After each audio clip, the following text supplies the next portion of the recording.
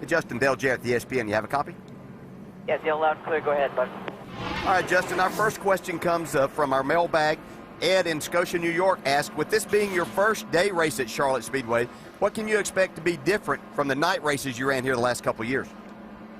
Fortunately for us, the day races that we usually get to come to, the practice time we get when we go to a night race is usually during the day. And a couple of weeks ago, I was actually fortunate enough to get to do the cup test while we were here, so it was during the day as well. So just work on trying to make your car comfortable. That's the biggest thing when we're out there running. Okay, you have a limited amount of experience here, Justin. What do you find the most challenging part of this racetrack? I think the biggest thing is just finding a line that works for you. The track changes a lot. It's very temperature sensitive, so being able to make sure you keep up with the car and the racetrack at the same time is definitely important. But while we're at it, I want to say that it's a big shout out to everybody that's out there in our armed forces. That some of them have fought and died for our country, and this is a weekend for them. This is Memorial Weekend, and they do what they do so we can be out here loving the sport that we do. So I want to give a big shout out to everybody out there. Well said, Justin. Thanks, buddy. Have a great day. We'll talk to you later on. Now, Andy's going to talk to your crew chief, Chad Walter. Good. Thanks, guys. Hey, Chad, Andy up in the booth. You got us?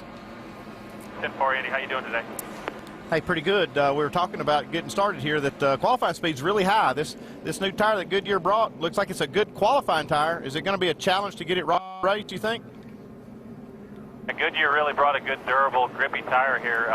Speeds were up this morning in low track temperatures, and looks like we'll have some opportunities to maybe do some two-tire stuff, keep them out, maybe gas only, so pit strategy will be real critical here today.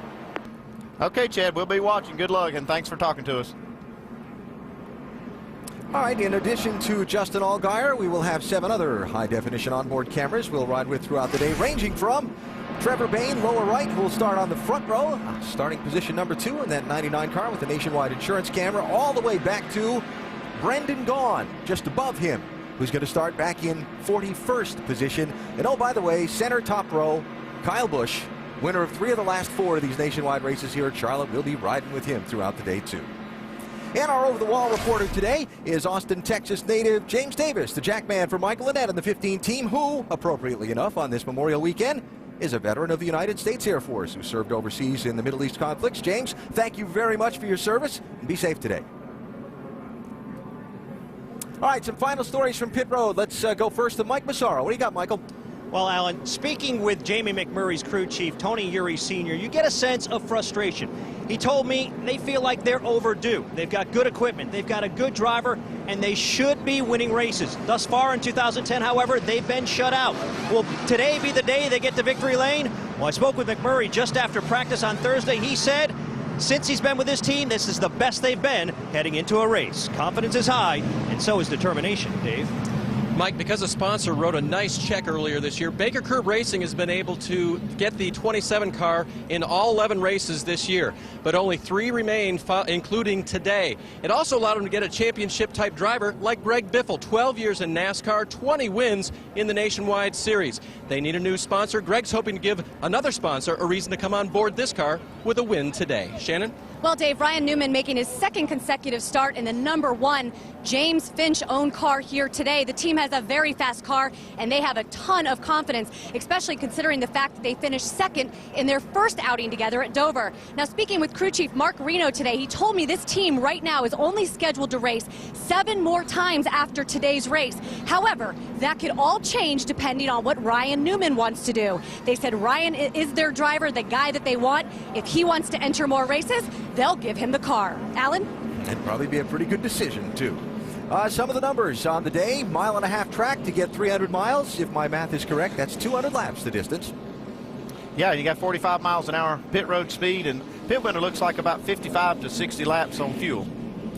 And a reminder that our broadcast is available in Spanish by activating your SAP button, presented by ESPN Deportes. So after a pretty gloomy weather forecast all weekend long, the sun is shining, the temperature's warming into the 80s, and the field of 43 getting set to go 300 miles at Charlotte Motor Speedway. The NASCAR Nationwide Series is underway.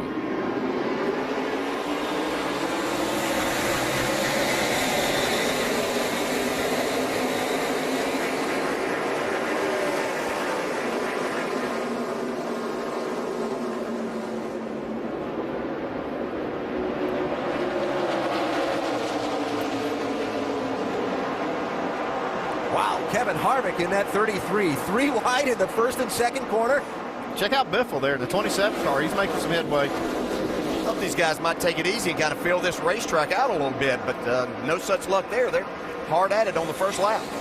Carl Edwards leads lap 1. It's Brad Keselowski second. The man sliding back is Trevor Bayne in that 99. You see that number 1 of Ryan Newman and the 18 car. They were the best cars in practice. Kyle Busch. They seem to be 2 of the best cars in our earlier practice sessions.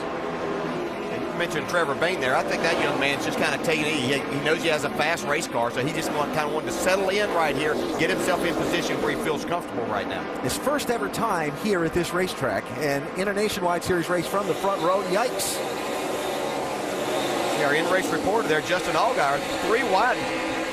You can go 3 wide here, but you better start getting up trouble. Oh, Paul Menard into. Man. And more trouble as he comes down the track, and they're stacking up behind him.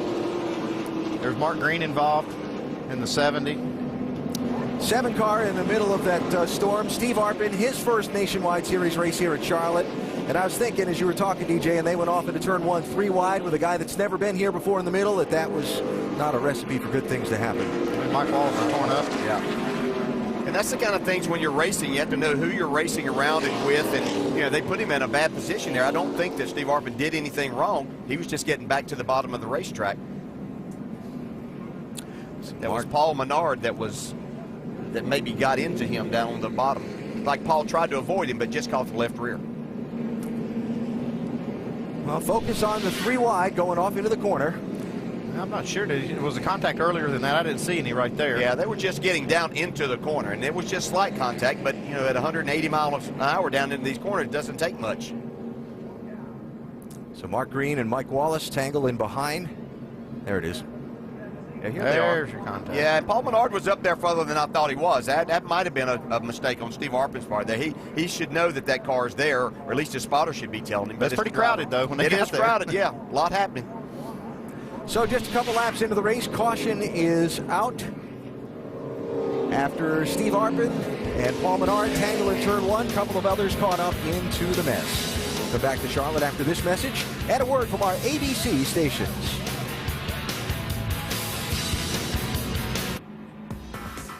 While we work the caution in Charlotte, we remind you that tomorrow, the Indianapolis 500, telecast presented by GoDaddy.com, noon Eastern Time on ABC. Sunday morning, NASCAR Now, 9 a.m. Eastern Time, previewing the 600 here in Charlotte on ESPN2. Then the NASCAR Nationwide Series moves on from today to Nashville. Primetime race next Saturday night. Qualifying's at 5:30 Eastern, and our race coverage presented by Pennzoil is at 7 Eastern, ESPN2. That's next weekend, and we cap it off next weekend with drag racing. The United Association Route 66 NHRA Nationals Finals. That is a week from Sunday at 4 Eastern on ESPN2. Working the first caution of the race that came out just a couple of laps in. A race for 10th position with a rookie driver, Steve Arpin, in the 7th, trying to feel his way through. Yeah, a lot of hard racing here early on. I've never quite understood this. You know, we do have 200 laps, but see, Steve Arpin was the guy that got put in the middle. He thought that probably he was clear right there. A little mistake on his part, but things are pretty busy at that point in time. Steve Arpin has gone to the garage. Dave? With Steve now. Steve, you had a look at the replay there. What was going on with your car and what happened with the contact? We just got real tight there through 3 and 4. I had to get out of the gas, late exit out of 4, and got stuck in the middle. Those guys are coming hard. They're really digging. Just looking at the replay there, I kind of came down on the 98. It looks like kind of pinched him, and he looked like he did everything he could do to not get in my left rear corner. I just kind of squeezed him a little bit too hard there. It was a bad deal. Tough weekend for Steve. A horrible practice, great qualifying run, and then a quick end to his day. Alan? All right, Dave, thanks. Started 7th. Yeah, it's unfortunate because he needed some seat time here and just got himself in a bad spot here. 3 of his 4 Nationwide Series starts, Steve Arpin's been involved in an accident. That's a tough way to go. And by the way, early caution, very predictable here. That's the 8th time in the last 9 races the first yellow came before lap 15. Yeah, these guys like to get at it right away, don't they? The question is, will the second yellow come before on 15 this laps? double file restart as we get set to put the TechNet Auto Service 300 powered by CarQuest back underway.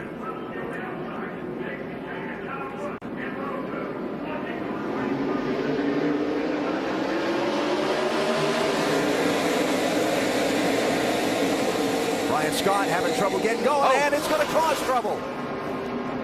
Annett spins around. Another spin behind him. Looks like Stenhouse is involved. Boy. He's the second car of the week for him. Oh, what a bad break. Oh, boy. Ricky Stenhouse Jr. It looked like the 11 car just did not get going there. Yep. And there's the 09 car of Chad McCumbee with some troubles getting going there. We saw David Gilliland in the 91 also spun around, though it looked like he got away without hitting anything. And there's where it all started. Probably a he's transmission coasting. problem, or either might have got the rear end gear. Yeah, it could be any kind of the drivetrain, anything in there. He didn't get a scratch. He got all these other cars torn up because of it. But you see here on the replay, I mean, these cars, when they take off now, they're accelerating really hard. And when somebody doesn't go, just like right there, you don't have a lot of time to react. Yeah, I'm saying that looked more like a missed gear, and maybe it was because of something in the transmission, but it tore it up. See, Michael Annett's pretty lucky right there. He got spun around but didn't hit anything, or didn't get hit. And Stenhouse in the back is way in the back. He's 32nd at the time, and by the time that the jam up happens, somebody drives him right into the wall. Yeah, Jamie Murray in the 88 did a fantastic job. A situation like that, as Andy said, you're wide open in the throttle, easy to run over somebody in a hurry. This is on board with Stephen Wallace. And see, Steven does a great job here, too. I mean, he's got cars coming on both sides and avoids that car that's not going.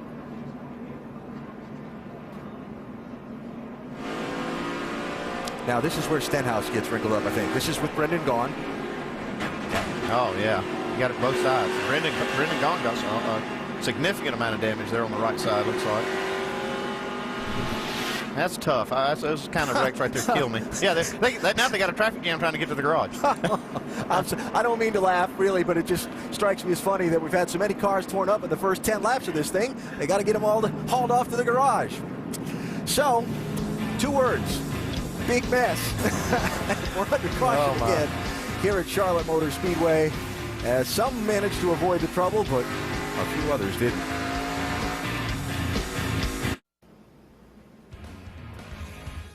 And welcome back to Charlotte Motor Speedway, where we are under caution again for the second time in just 10 laps inside the pit studio. But we'll take a look at how this happened on the restart. As we were just discussing, double file restarts, they make it exciting, but this is what causes a little bit of the caution. Keep an eye on the 11 car with Brian Scott. Yeah, it seems like Brian couldn't quite get going and spun the tires and just really jammed up the entire field. You see Michael Annett get spun around, and then all chaos broke out, and the double file restart strikes again when someone doesn't get going. A lot of cars taken to the garage already. Like we said, already 2 cautions for 7 laps, just 10 laps completed.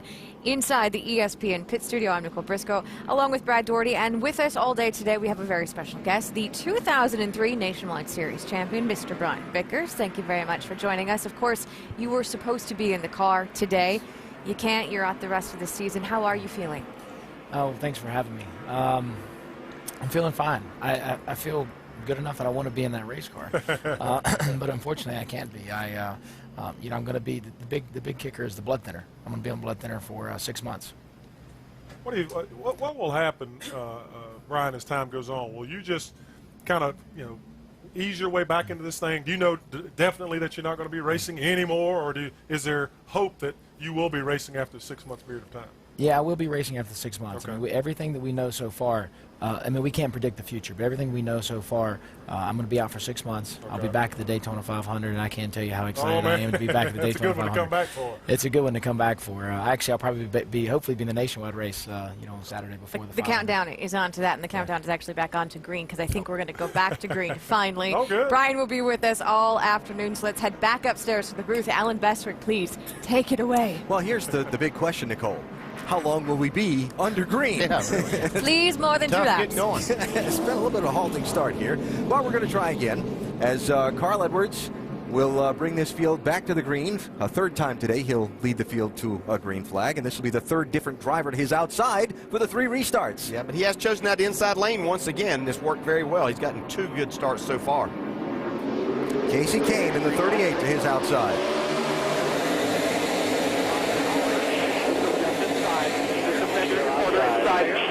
Clear high.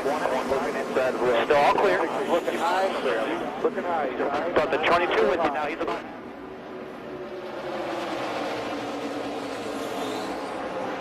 One thing I think we've seen on these first few restarts, that outside lane is not very kind right now. Well, the leader does have the advantage on that start, and even if I think he was on the outside, you might see some of that, but it does look like they're going to be choosing that inside lane. Trevor Bayne, Ryan Newman, 99 and 1. That's for 5th and 6th spots. This position, you really have to be careful as a driver getting down into these corners over 180 miles an hour on the inside. Air being taken off of your spoiler by being down there. You have to be careful not to get loose and then trying to correct you up into the car on the outside of you. Here's a guy that's really been on the move in the opening laps. Kevin Harvick in that 33. He's racing for 11th spot here. Started back in 18th. Yeah, he was first car out qualifying, so probably hurt him somewhat to do that. We didn't see Kevin at Dover have his typical race. They struggled a little bit there, and so it would be interesting to see if they can rebound from that. This is going to be his last nationwide race for a little bit, too. All right, after Carl Edwards got away by a couple of car lengths, things are tightening up front. Yeah, that 22 car's coming now with Brad Keselowski. See him now working on the outside, trying to get a little advantage on Carl. And don't look, but here comes Kyle. The 18 you know he's going to be there. Yeah, what we're seeing already is these guys fanning out, running bottom, middle, top of this racetrack. It's going to make for great racing. I think the combination of this racetrack during the day and the tire that Goodyear has brought here is going to provide some really exciting moments for us. Oh, boy. That is Ryan Newman in the 1.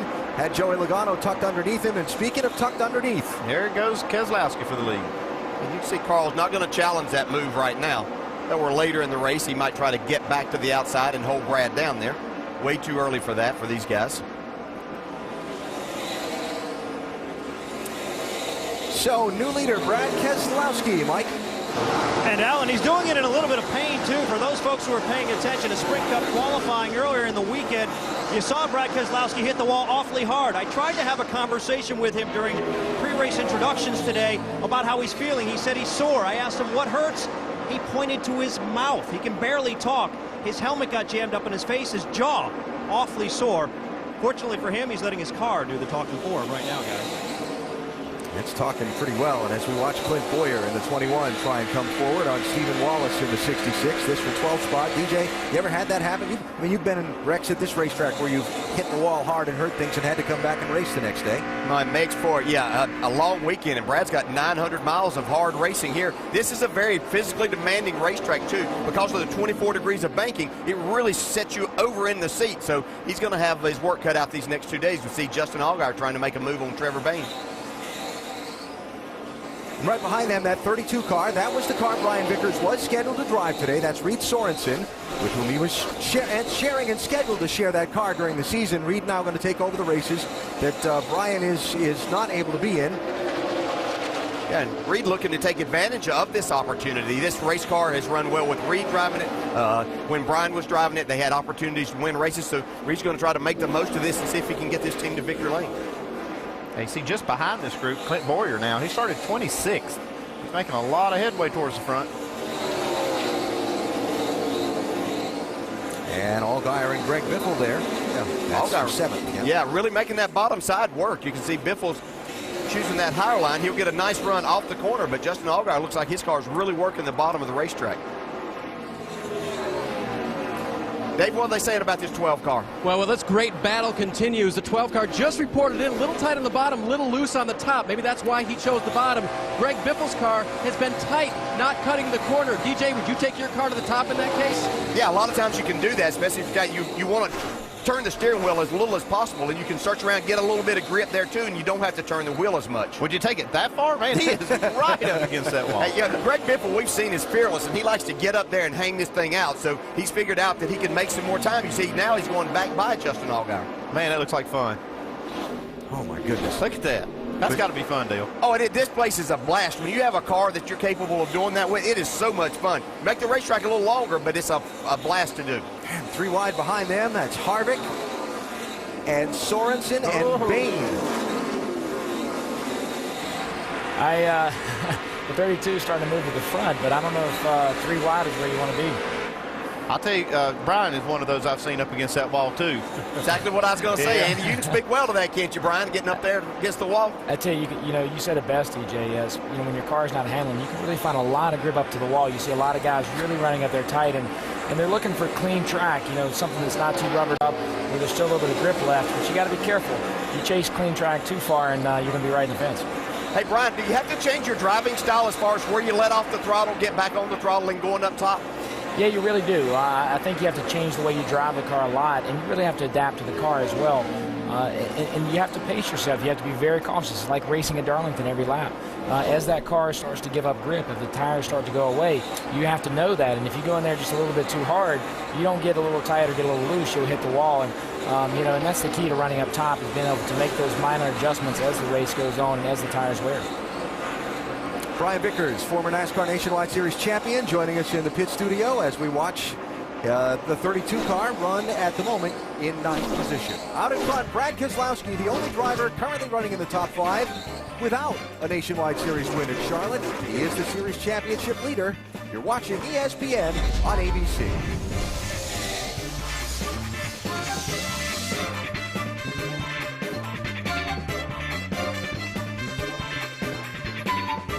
And the Texas Rangers head north to take on the Minnesota Twins on ESPN2 Sunday Night Baseball at 8 Eastern. Then on Tuesday night at 7 Eastern, it's Ryan Howard and the Phillies facing their National League East rivals, the Atlanta Braves, on ESPN.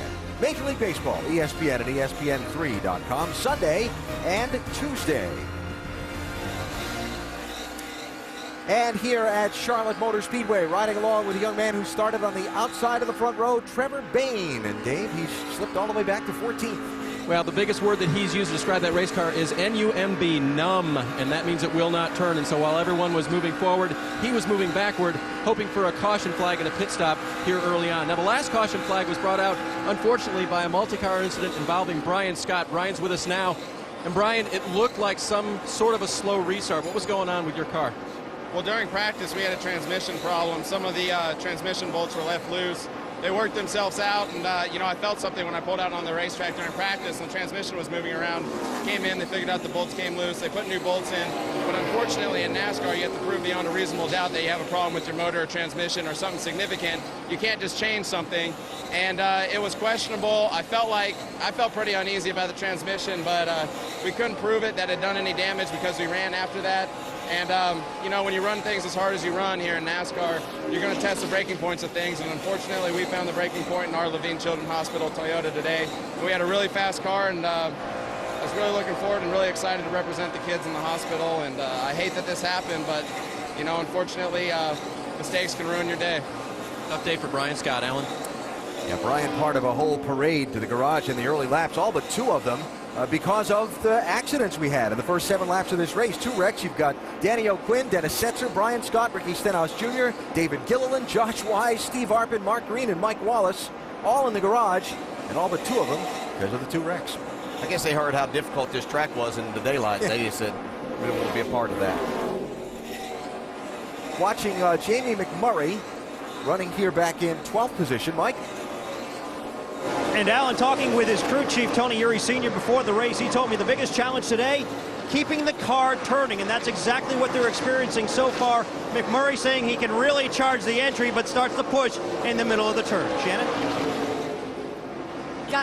Guys, Jason Leffler had a terrible qualifying effort. He qualified 40th, but I spoke with him today. He told me that the car was good. They just had a really bad lap. This team is looking to get back on track. They've had 2 very solid weeks, top 5 finishes in the last 2 races. Leffler told me he definitely thinks he can battle back in the top 5 at points this season. Guys? Man, he's gained 28 spots since the start of the race. Now, Leffler is a teammate to Brian Scott, and they were talking about some transmission worries on that 10 car, so that'd be something to keep an eye on as this day goes on. We've been watching leader Brad Keselowski here, trying to get around some of these cars. He's trying to put a lap down. And the best words I could describe were coming out of my mouth while you were listening to Shannon were, ooh, ooh, ooh. Careful. Yeah.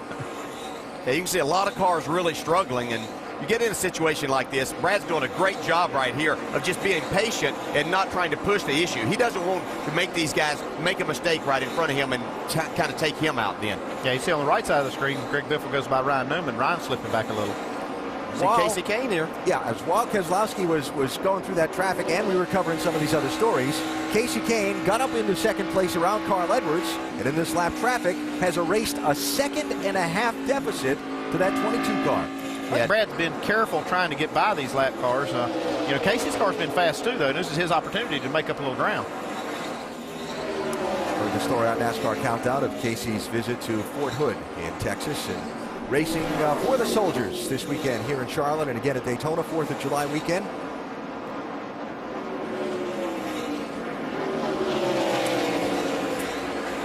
Champion Brian Vickers of this series in 2003 with us down in the pit studio. And Brian, you were probably doing the same thing I was doing watching that traffic, saying, careful, careful. I was. You know, Brad did a good job working his way through there. You see the negatives of that situation where he lost a lot of ground that he had on second place, but you've got to be careful. You know, you get in a situation like that, you get impatient, and mistakes can be made very easily, especially in lap traffic, because they're going to lap down for a reason. Your cars are not handling well, and if you put them in a bad position, you're going to be in a bad position.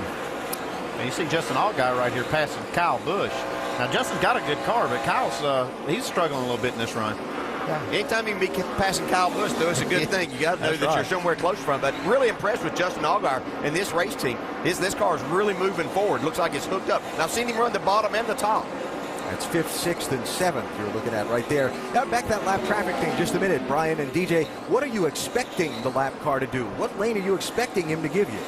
Well, I mean, they tell the lap cars as you're approaching to go to the inside and give you room to the outside. That's not always the case, though, Brian. You have to kind of pay attention ahead and see what their car's doing. A lot of times they're not handling well because they're sliding up the racetrack. Yeah, you really do. I think a lot of it is just looking ahead, looking down the racetrack, seeing what kind of line they prefer, and hopefully making sure your car can work around that line. One thing that I've done with my spotter before is he's really good about kind of watching farther ahead and keeping an eye on the lap cars, seeing which way they prefer, which lane they prefer to give up to the leaders. So that way when you get to him, he has a better idea. He relays that information and you make the most of it. See Joey Logano wrestling with some of that traffic, trying to get through as well. Logano running in 4th spot in the 20 car. Meanwhile, up front, it is Brad Keselowski. In the 22, he took the lead at lap 16. We're at lap number 40 now. We're back after this message and a word from our ABC stations.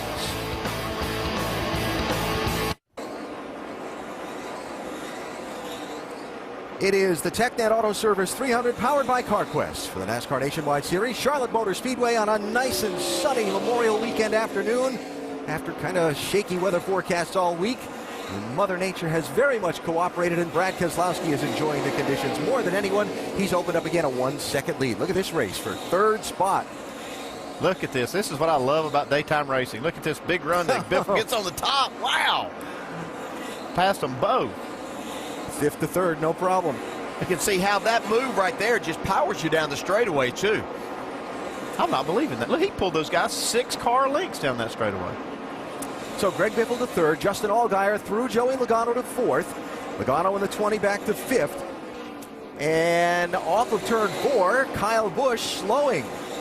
Now we're coming up on what would be green flag pit stops, but this certainly would have to be early, wouldn't it? A little bit early, but like I say, he's struggling a little bit, needs to get that car adjusted. Dave, what do you got?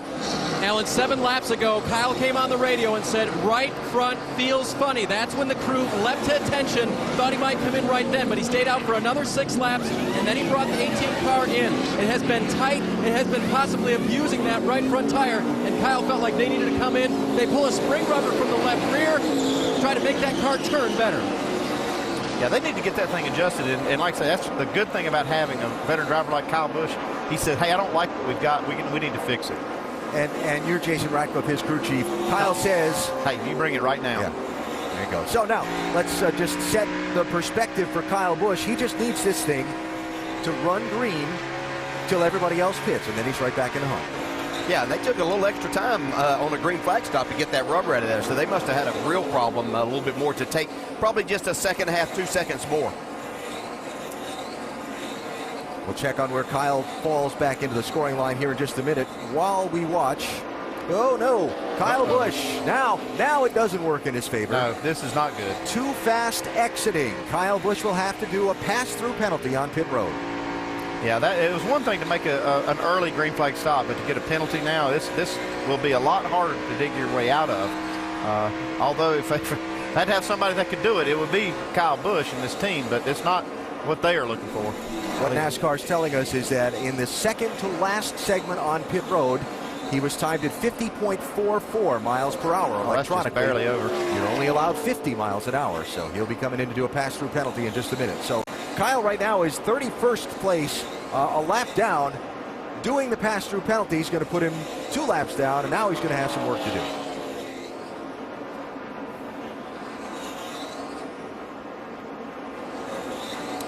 So Greg Biffle running in third as these other lead cars approach what should be green flag pit stops, Dave. Alan, it won't be long for the 27. And one of the most common things we see is a crew member to put a wrench in the right side windows, but there's 2 holes there. Tim Brewer from the Craftsman Tech Garage explains which is which and what they do.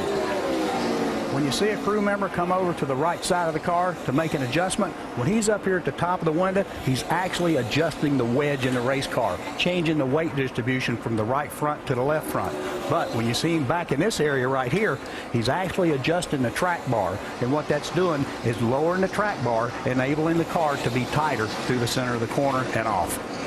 And the only difference for Biffle is that the crew member will turn it in a counterclockwise direction, raising the track bar to try to loosen up that race car. Guys?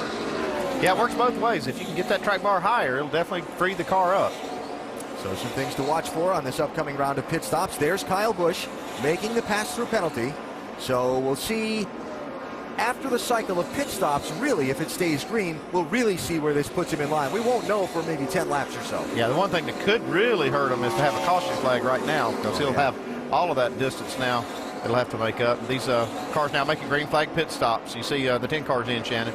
Yeah, Jason Leffler pulls that car in. The car is good, you guys. He has moved up from 40th position. You see they're going to take 4 tires, no changes for Jason Leffler. He's happy with that car, guys. Now that was from 10th place that Leffler pitted there. And so the first of the leaders, besides Kyle Busch, to make the move to pit road. And we'll see when Brad Keselowski and some of the others follow. And Andy, if you're the crew chief of that lead car, you're sitting there balancing your fuel mileage calculation versus the fact that you really want to stay out as long as you can here, yeah, right? you do. You want to stay out there as long as you can, but you definitely don't want to stretch it to where you run out of fuel or even make the engine sputter. So you're going to be a little conservative on this first stop. Justin Allgaier losing a little ground there. Ryan Newman in the 1 is going to get up there and race with him now for 5th and 6th place. Yeah, and Justin may be he's coming into the pits now. So we see these pit stops starting to happen. Yeah, we're probably got a little tight now. Yeah.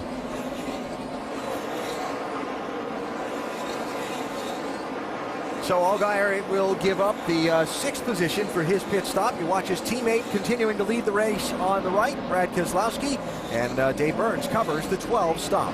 Our in-race reporter brings it to a stop perfectly on the mark there. Remember, for him, it was tight on the bottom of the track and loose on the top of the track. You see the crew member going to the rear window again with the wrench. It'll be a 4-tire change for Justin Allgaier.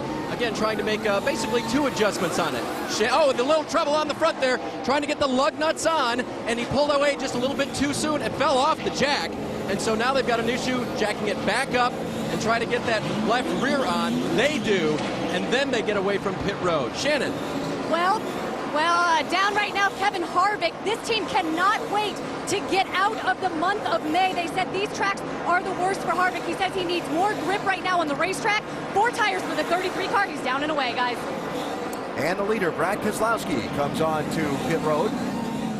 Carl Edwards also in, getting service from his team. You've got Ryan Newman in. Reed Sorensen is in. Mike, Casey Kane is in as well. Cover stop for us. Yeah, and Carl Edwards still a little bit tight. They're going to make an air pressure adjustment on the right front. Also, they'll raise the track bar. Meanwhile, your leader, Brad Keselowski, worried about sticker tires, thinking the car will be just too loose. So instead, they'll elect to bolt on 4 scuff tires. They'll also make an air pressure adjustment to the right rear tire on the leader as they complete their stop now. All the way, clear all the way. Trevor Bayne is on pit road now. It'll be a 4-tire change and chassis adjustment for the NUM race car. Got a new sponsor on that car this weekend. Meanwhile, Greg Biffle is on pit road. John Kowalski, the catch can man, will put that wrench through the window and do what we talked about when the Tim Brewer hit just a little bit earlier. The track bar adjustment's already been made. They will change 4 tires for Greg Biffle. Remember, it was just a little bit tight. He wanted him to lower the track bar, actually raise the track bar to loosen that car up. All right, cycle of pit stops continues. Joey Logano took over the lead when Brad Keselowski and the other front runners pitted. Now here's Logano on pit road for his stop at lap number 59. 2, 1. Joey Logano gives up that position. More chassis adjustment going on this car. A lot of changes being made to these cars. Track bar will go up. Air pressure will be changed. The car didn't turn well. That is called tight. It'll be a 4-tire stop for him. Behind him, Tony Raines comes in, and also Brian Eichler leaving pit road after overshooting his pit box and spending extra time on pit road in the 16 car. All right, looks to be like the last one yet to come into pit is Jamie McMurray. You got McMurray, Michael Annett, Joe Nemechek, and then we'll cycle back around to Kasey Kahne, who will finish this cycle of pit stops ahead of Brad Keselowski. Yeah, it looks like he was the winner on that green flag round of pit stops. Big loser there was the 12 car of Justin Allgaier. Had a big mistake with the jack coming down, or actually it looked like the car just drove off the jack before they were ready. And that's a driver's responsibility, is to make sure that you don't let the clutch out before it is time, and they'll drive it off. We'll see Jamie McMurray hitting pit road now. Seems like this 88 car gets the best mileage of any of the cars, and he's the last one to make this green flag stop. So McMurray is in. Michael Annett is also pitted. Joe Nemechek has not yet stopped, and he will take over the race lead. Joe did stop under one of the first 2 cautions earlier, so he's got a gallon or 2 of extra fuel.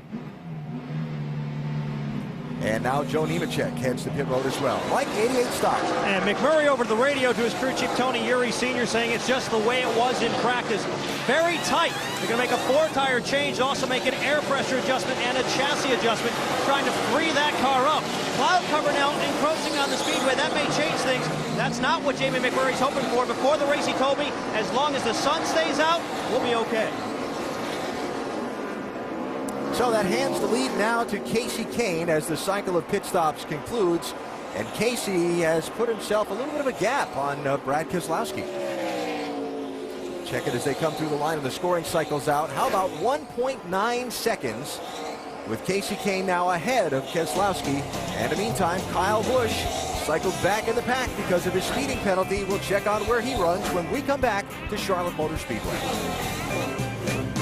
Point of today's NASCAR Nationwide Series 300-miler, Charlotte Motor Speedway. Love those blue skies after a rather gloomy forecast, and Kasey Kahne is out in front of this race, the 6th different leader of the event, and that is Kyle Busch. He's about to put a lap down. Yeah, now after everybody cycled through the green flag stops, you can see how that extra pass-through penalty has affected Kyle Busch. He's almost a lap down now to Kasey Kahne. I can tell you one thing, though. As Kasey Kahne came up close to his back bumper, Kyle was running the bottom. He's moved to the top and actually pulled back away from Kasey Kahne. So he found something here that might be beneficial to him as we move on. Little defense turned into a little offense. Yes.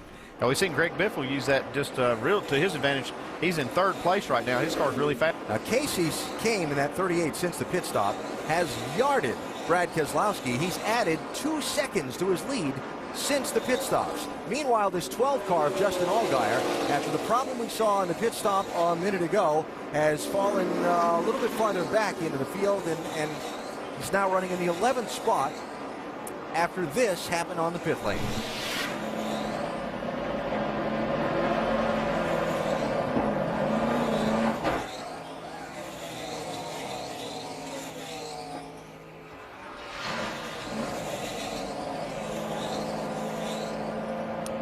It looked like a mistake maybe made by Justin Allgaier right there. He either let the clutch out or possibly has some kind of a mechanical issue with the clutch, but it definitely drove off the jack before the pit stop was completed. DJ, you put us inside the car on one of those pit stops. What you're doing with that clutch pedal? You're not holding it in the entire time, right? Yeah, right. We see Ryan Newman trying to go around the outside of Joey Logano. But what generally most drivers will, when the jack drops on the right side, as they're going around, that's whenever you'll kick the clutch in and put it in first gear at that point in time. Now, it's a possibility if they're having a clutch problem that Justin maybe was waiting a little bit longer, and when he put it in gear, then it jerked it off the jack at that point in time. And you have to really be careful on these concrete pit boxes too. Be careful that you don't strip the axle, break an axle. A lot of things can happen. The rear end gear you can mess up. So if they do, indeed, we'll have to see as they get ready to make another pit stop if they have some type of problem with the clutch. It's a bad break for Justin too, because he was running. He had driven his way up towards the front to the top 5 and had that little problem. It's going to set him back some. Now in 11th spot. Been watching this Ryan Newman-Joey Logano race for the 4th and 5th spots as Newman puts a lap on Stephen Wallace. Shannon, how about this one team today? Well, how about it? They started 4th and fell back, lost some positions on that first run. Ryan said that the car was really tight. They came down, made a track bar adjustment, and it looks like that car has come alive. But the interesting thing, guys, Ryan Newman riding along top, really making that high line work. He also made it work on the Cup side, earned the pole for the Sprint Cup race tomorrow. Crew chief for Ryan Newman told me he has never seen a driver drive as high on the track as Ryan Newman did and has this weekend. It's worked for him. Oh, it's crazy. Yeah, I mean, I saw that the other night. It was just unbelievable. You go win the pole running. I mean, you always had to be on the white line running around this race. It shows you a race driver with the feel of a car and the feel for speed that Ryan Newman has, that he was able to adjust to that and see that's what he needed to do. Yeah, it's one thing to be able to do this in a race. When the tires wear down, you see he's doing it really well right now. But qualifying, man, that was different. And by the way, sign of a good race team, when it almost doesn't seem to matter who's in their car, they're running well. Remember, they won this race with Mike Bliss a year ago. Here's Ryan running well. He's the 8th different driver in that one car since they won this race a year ago. Kyle Busch trying not to go a lap down to Kasey Kahne. Yeah, he's going to make Kasey earn this pass, though. He's not going to give him that top side. Kasey's car really fast on the bottom, though. Kyle has a few more laps on his tires. You may have to plan one of those sprint car slide jobs on him. He knows a thing or two about those. Yeah, Kasey does. You see the run that Kyle Busch gets from that top side, able to get back in the throttle, really shows up on the straightaway. It looks like he has, 20, 30 more horsepower than what the 38 car does. That's not the case. But if you can really get a good run off there, it makes that much difference.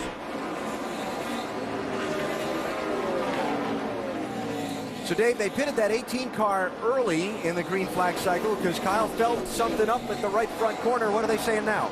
And they tried to make some adjustments on that car as he nearly gets into the that yellow car right there. And the problem is that it's a little bit tighter right now than it was earlier. They tried to adjust against that. Unfortunately, it went further to the tight side. Shannon?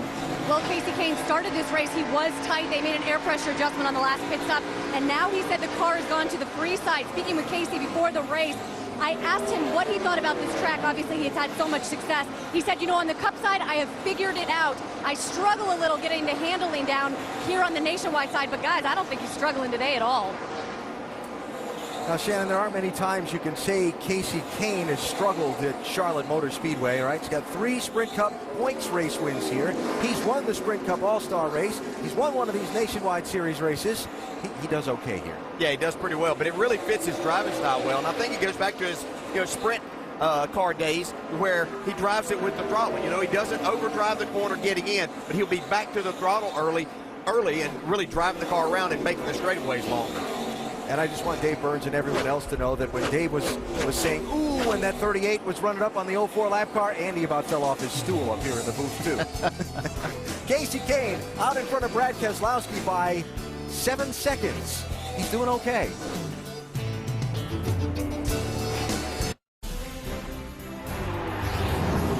Danica Patrick going side by side with Weldon. She'll be the leader in turn number 1.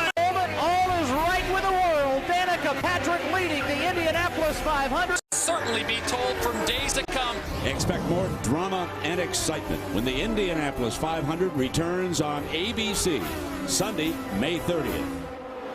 Racing here on ABC, back here at Charlotte Motor Speedway, getting things kicked off for Memorial Day. This race being led by that 38 car of Kasey Kahne. And what stands out to you guys the most? Well, I just think that the interesting thing is how fast Kahne has been consistently. Once he caught Brad Keselowski in traffic, got by him, he has really been blazing a trail. So it's interesting. We'll see also Ryan Newman starting to catch up with that racing going on after our next pit stop, I do believe. What has been interesting, too, is they've practiced and qualified in 2 very different track temperatures. Newman, Brad Keselowski, and Kasey Kahne. Got to see him pick up some spots here on pit road, though, Brian. What do you think? Yeah, absolutely. The race is slowly unfolding. These guys are really just taking this moment to fill their cars out and really try to prepare their car for what they need to do the best job they can. You see a couple of the cars strong in the second run. Another Braun car, Leffler's done really good. The 27 of Biffle, he was the strongest car for the last 10 or 20 laps of that for him to come up here and challenge Kane for the lead during this run, but he's lost something. He hasn't been quite as fast as he was. Well, let's get you caught up to speed on everyone that is running in the top 5, starting with Shannon Spake, who's got Kasey Kahne. Well, Nicole, if you think back to October, Kasey Kahne came very close to winning this race. He led a bunch of laps, but he was black flagged because he had a window net problem. Right now, Kasey is showing a little redemption on the racetrack, leading this race. The car has been pretty good just on the free side. He started 5th, took the lead after the pits, and he's not looking back. Mike? And speaking of windows, Brad Keselowski has a window of opportunity, perhaps to win this championship. He is the championship leader, but in light of recent news that Kyle Busch and Kevin Harvick will officially not be running for the title, you might think that Keselowski will get complete. I spoke with him this morning. He said, I'm more mad. I don't want anybody to say if I win this championship that Kyle or Kevin would have won it if they ran the full schedule. He wants to run away with it, Shannon. Ryan Newman in the #1 car for the second race in a row. When you pulled the garage this weekend and you asked what the #1, what the fastest car out there was, a lot of teams would have said this #1 car. Well, I asked the team, so do you have the fastest car? And they said it's fast, but you never know what can happen in the race. The handling has been a little off, but ever since that last pit stop, Ryan Newman says the balance is good. Dave? Shannon, let's get Brian Vickers' question answered. What happened to Greg Biffle? Well, they made a track bar and an air pressure adjustment on that stop. After the restart, after he got back on the track under green, he said that air pressure adjustment made his car wobbly and very darty at the start of that run. That's how he lost positions. As for Joey Logano, he was running behind Kevin Harvick and wondered how Harvick was beating him on the racetrack. His spotter told him he's beating you rolling through the center of the corner. As soon as that happened, Logano made the pass and holds 5th position right now. Trouble on the track, guys. 38, Kasey Kahne in trouble. Kahne, the race leader, is in turns 3 and 4. Is he coming to pit road? He is. He's coming down pit road. He's going to give up an 11-second lead on second place for an unscheduled stop just shy of halfway. It doesn't look like a tire issue. Well, maybe it is. If I was, it looks like they may have something there on the left rear, Shannon. Hey guys, right now Kasey Kahne on the radio saying he thinks it might be a battery. You see the car on pit road. What a terrible break for this 38 team. You can see them right now going to work, and that is they are working on the back left side of this race car, and they do have a battery, guys. I don't know how they diagnose that quick. If that's the issue, it's going to take a little while now to get this battery changed. At least a couple of laps under green. Wow. Yeah, that's bad, man. He had an 11-second lead on second place. Okay, if I'm up on the box here, I'm going to say, guys, just get it done.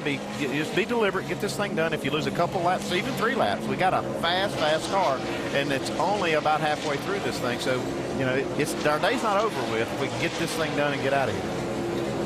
They got to get it back on the track without going multiple laps down, right? Yeah, they're sitting here a while now. This is not what you want to see. And obviously he had tried other things that you have in there, whether it be an ignition box, just trying to find, apparently had developed a miss of some kind. He started to slow down a little bit. None of the other things that you're able to do as a driver inside the car were working, and that's, I guess they got okay, he's gone. They had to change that battery. See how many laps he lost. Yeah, this is boy, it's a tough break. I mean, that was a fast race car. You hate that. The things never break when you're running 2 or 3 laps down. They always break when you're leading. Laps down and working on a third as he goes down pit road at speed limit, and Brad Keselowski continues on the racetrack, and here comes the 22 car. If he catches him, that'll put Kahne a 3rd lap down. And you got a couple of cars chasing this 22 car Keselowski. It's the 1 car of Ryan Newman and Greg Biffle in 27. They're having a great battle of their own, but they're also catching Brad a little bit. See him around, just coming into the picture here, right behind Trevor Bayne. I think the 38 problems did, too, was Jamie McMurray had just gotten lapped right before that, so he's back on the lead lap for the time being. That 99 car that you see right there, Ryan Newman just went out. He is the first car a lap down at this point. Yeah, he's coming, though, and I see a little wiggle out of Brad Keselowski coming off turn 4 of that lap.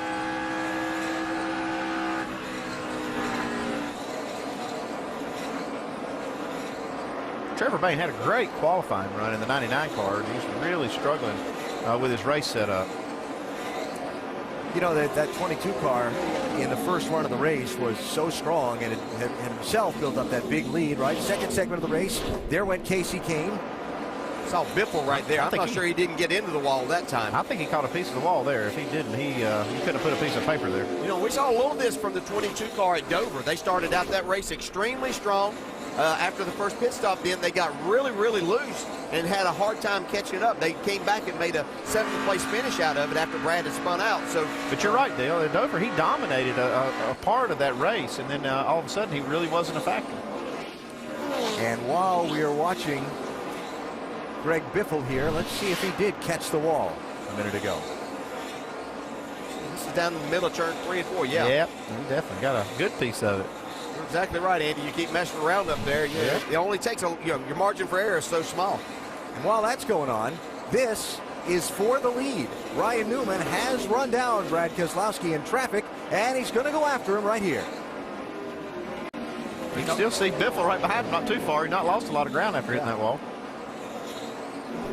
Talking about James Finch and his group, not going to run all the races here, but I'll guarantee you they'll be back at Charlotte because, man, they have things that work here regardless of who's driving this car. I'd say James having a little fun now, and that's what he's looking for out of this. He wants to enjoy this racing, and no better way to do it than be up front. I mentioned, obviously, Brian Scott. You just saw the leaders lap him. He is back on the racetrack. Steve Arpin back out on the racetrack as well after their problems that sent them to the garage earlier in the event. So through the traffic, Keselowski able to hold on to the lead. You got Newman second, Biffle third, Logano fourth, Leffler fifth. There's only 12 cars on the lead lap. Kyle Busch is still one of them. He's in 8th spot. I'm not going to count him out yet. He's still on the lead lap, though, not knocking around for the number 1 spot. We'll be back after this message and a word from our ABC stations.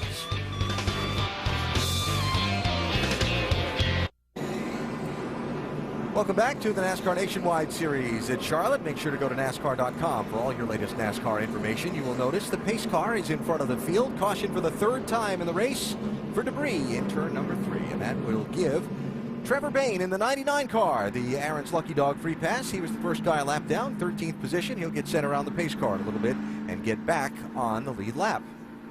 We were coming up on a set of green flag stops. Now this will close the field back up again and give everybody one more chance at adjusting those cars. Yeah, a lot of cars need adjusting, and you see that one car running right behind Brad Keselowski. He's got a good car, and you see a lot of the leaders coming here, all of them. Shannon? Hey guys, Ryan Newman gives up 2nd place on the racetrack to come down pit road. He said the car was a little bit tight on that last run at the end of the run, so they're going to make a track bar adjustment and 4 tires for Ryan Newman in that one car. Dave? Greg Biffle needs a trip to the body shop. The guys will tug on those fenders to make sure they're not rubbing after he tapped the wall. It'll be a 4-tire change, mostly tight for Biffle right now. Mike? And Brad Keselowski loose, center off. They're going to make a chassis adjustment, an air pressure adjustment as well. 4 sticker tires this time around for the leader as they work now on the left side of the car. They take a fuel load of Sunoco race fuel, and they're away. Easy for you to say, Mike. Race off pit road from Nationwide Insurance. Logano up 2, Leffler up 2. One number you don't see on there is the 1 car at a slow stop. And there he is just coming off the pit lane now. So we'll follow up on what happened to Ryan Newman and where he winds up. It is Brad Keselowski leading just past halfway the NASCAR Nationwide Series race at Charlotte. We are back at under caution at Charlotte Motor Speedway, which is fitting because that's pretty much how this race started. On lap 2, the rookie Steve Arpin in that 7 car finds himself in the wall. Yeah, Steve gets down on top of Paul Menard. Paul turns him and you see chaos behind him. Mark Green tears up his race car, and we're off to a rocky start. Chaos being the key word because double file restarts led to more trouble. This one for Brian Scott in the 11. So we had 2 cautions for 8 laps in the first 10 laps, and it led to 8 cars in the garage. Yeah, you know, right there you saw a double file restart stack up, misses shift, and big problems. Here you see the Casey Kane problems, battery trouble. He pits. You know, this is a problem that's plagued this team. They've had really good cars, really fast cars. They can't seem to put a whole race together. This is the issue that's going to hurt them for the rest of the race. Yeah, he had 11-second lead. He was gone. That was the unexpected pit stop from the battery issues with the lead. He had led at that point 29 laps. That was their 5-hour Energy Rapid recap. So far, right now, under caution coming back down, Brad Keselowski is the leader. He's been leading for a while. He seems to have it under control today. Familiar suspect. Brad is racing hard today. Had that really hard crash in practice, but is really digging in and running hard. Yeah, he really is. He's got a good car, but I tell you who has the best car on the racetrack is Kyle Busch. He was clicking off some incredible laps. As soon as he moved up to the top of the racetrack to block Kane from putting him a lap down, he really found something, and he was 3 to 5 tenths faster than just about anybody I saw. And this is a guy that actually went a lap down because he was penalized for speeding on pit road back in the beginning of the race on lap 48 when he made that early stop. When it comes down to it, what are the guys learning on the track right now that may come into play these 90-some laps? Well, they're learning a lot about their race cars and what they need to adjust them on this last stop. But a lot of what they're learning, too, is grooves. You know, you saw Kyle Busch. He found something there when he was forced to find it that he didn't have before, and that's something that's going to come up later in this race. What about Greg Biffle in that 27 car? He has been running the high line all day long, made a little contact with the wall a bit earlier, but he has been strong. He's in 4th right now. You know, that last adjustment they made, they hurt the car a little bit. I'm sure they can come back from that. He, you know, the one thing that concerns me about the 27 car, he's been the fastest at times, but he only has it in one groove, and that's going to limit his possibilities towards the end of the race. But he has been really good if he can stay off the wall. Well, Brian Vickers is our special guest in the pit studio. He'll be with us all afternoon. AB, who do you got up there? I've got champion crew chief Andy Petrie, former tire changer, to evaluate what in the world sent Ryan Newman from 2nd back to 12th. Well, we'll see right here. The right front tire changer is definitely having a problem with the lug nuts falling off. He has to take the time to put them back on, and this takes forever. I mean, you feel like it has taken you a week to put them back on, and it cost them a really good place in the order right here. They were running 2nd when they made this stop, and now they're going to be 12th on the restart, or 11th now. Yeah, I can probably promise you, as long as you feel like as a tire changer it takes you sitting in that driver's seat, you're only getting matter by the second. Yeah. So Newman back in 12th instead of 2nd. Brad Keselowski with Joey Logano to his outside for the restart.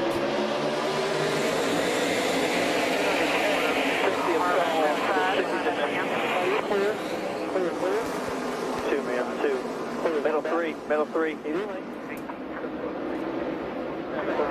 there. All clear. All right, you're clear. Look out. That had potential to get ugly. Nice job, everyone, to get through there. Yeah, these restarts can get pretty exciting because most of these guys have found with this tire, they don't have as much stagger as what they had. Their cars are really tight, so they're having to free them up. See Kyle Busch get into the back of Jason Leffler right there. Little chrome horn there. Yeah, it looked like Leffler wasn't going quite as fast as Kyle wanted to go there. And better keep an eye on that 18 car, too. You heard Brian Vickers talking about just a minute ago. Before the caution, fastest lap times are being run by this 18. Right now, Kyle's in 5th place, and he wants to get to the front. And sometimes you find something that works for you just not necessarily by accident, but you're forced into a situation, as Brian was talking about, whenever Casey Kane came up to try to put Kyle Busch a lap down, he moved to the top side of the racetrack to try to go faster. He found that groove working for him. I think he's being a little conservative right here, right now, just on the newer tires, and then he'll move back to the top. I've seen that too, even with Greg Biffle. He was making a lot of ground on the high lane. Now he seems doing it again. But sometimes on new tires, you'll see these guys go right down to the bottom for 5, 6, 8, 10 laps. And you know, just we talked at the beginning of this race about how temperature sensitive this track is. You watch when the cars go off into turns 3 and 4. Next lap by, a little bit of shade in that end of the racetrack just for the moment. I can't see out the back of the booth here if that's just a cloud or what. But if that gets back in the sun, that could change the whole thing around for these guys. Yeah, you just have to be ready and willing as a driver to adjust to all of this. Here's Carl Edwards battling with Ryan Newman. Carl took the time to make a few adjustments on his race car during those last pit stops. Newman trying to make up the lost ground. Now, just ahead of them, Clint Bowyer in the 21.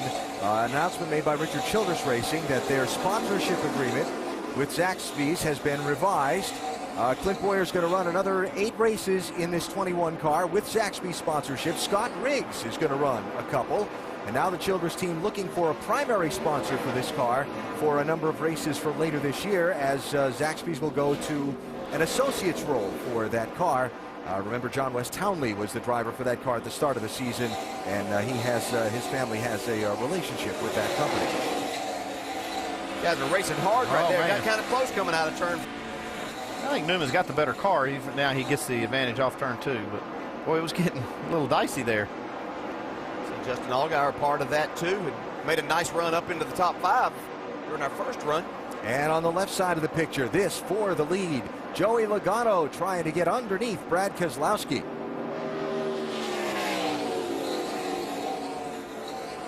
I won't give you one of those if that was the last lap things.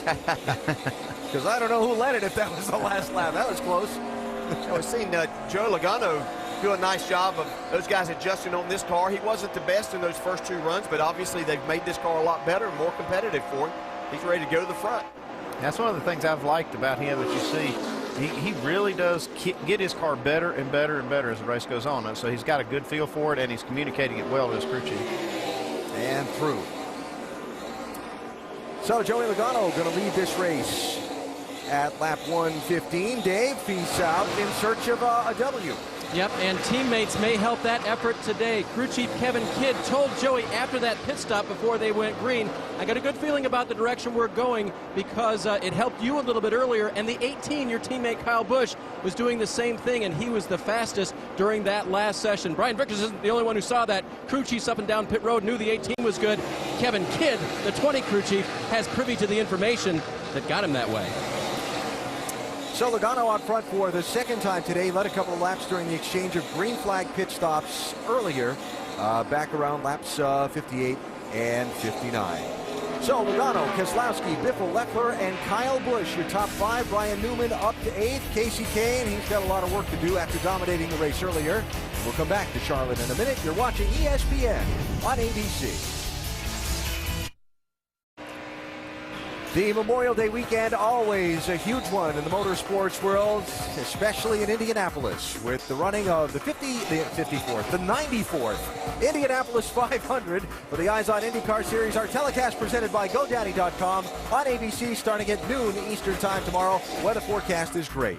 NASCAR Now, 9 a.m. Eastern tomorrow morning with pre-race coverage for tomorrow's Coca-Cola 600 Sprint Cup Series race. Then the NASCAR Nationwide Series moves to Nashville next weekend. Saturday prime time coverage starting with qualifying at 5:30 Eastern and the race. Coverage presented by Pennzoil at 7 Eastern. That's on ESPN2. Our drag racing coverage, United Association Route 66 NHRA Nationals. The finals at 4 Eastern, Sunday, June 6th, ESPN2. Tons of racing coverage on the way for you on the ESPN and ABC networks. Watching the race for the lead at lap 123 of the TechNet Auto Service 300 powered by CarQuest. It's Joey Logano in the Joe Gibbs Racing 20, leading Roger Penske's 22, driven by Brad Keselowski. Some heavy hitters there, and don't look now, but here comes third place Greg Biffle, who's closed to just a few car lengths behind. And then you got this car here of Jason Leffler, who has done an outstanding job from 40th position on the start now up to the 4th spot. Yeah, he was up trying to pass Greg Biffle a while ago for that 3rd spot.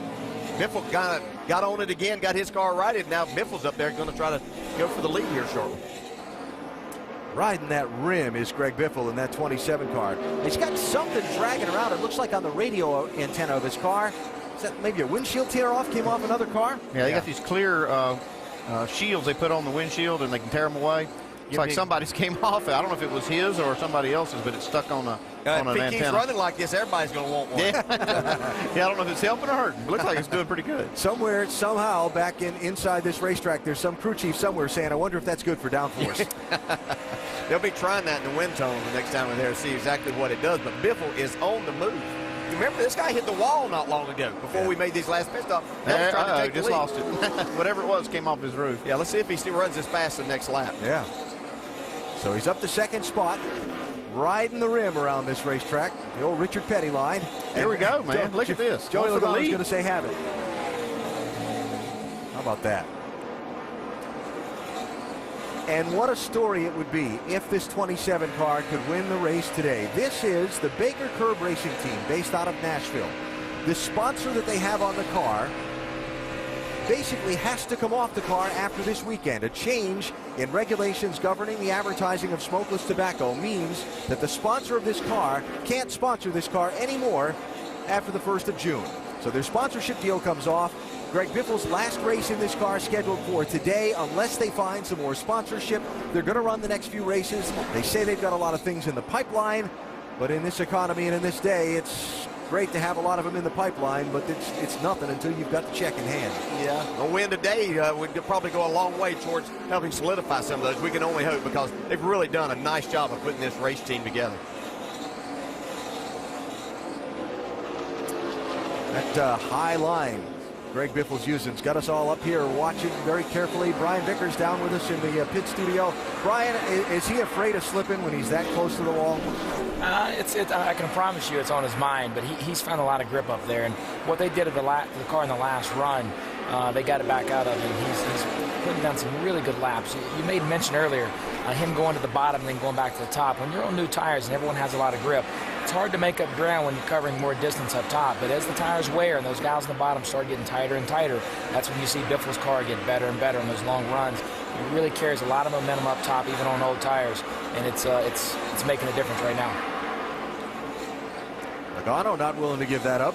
Yeah, you can see Biffle slip a little bit as he went around Kenny Wallace there down the back straightaway, but he slipped. Looked like he might have got in that corner a little hard. Well, it looked like that Kenny Wallace took his angle away that he was using getting into turn 3, and it definitely broke his momentum and let Joey Logano get the lead back. Here's 10th. Ryan Newman in the 1. Remember, he was second going on to pit road at the last set of caution flag stops at lap 104. He came off pit road in 12th, and he hasn't made up a whole lot of ground. It's hard to make it up on the track, and you lose those kind of spots on pit road. That's why these crew chiefs pull their hair out when they have mistakes like that on pit road. It's amazing how much different your car drives when you get back in traffic. It makes the car react differently and makes it hard to go forward, Shannon.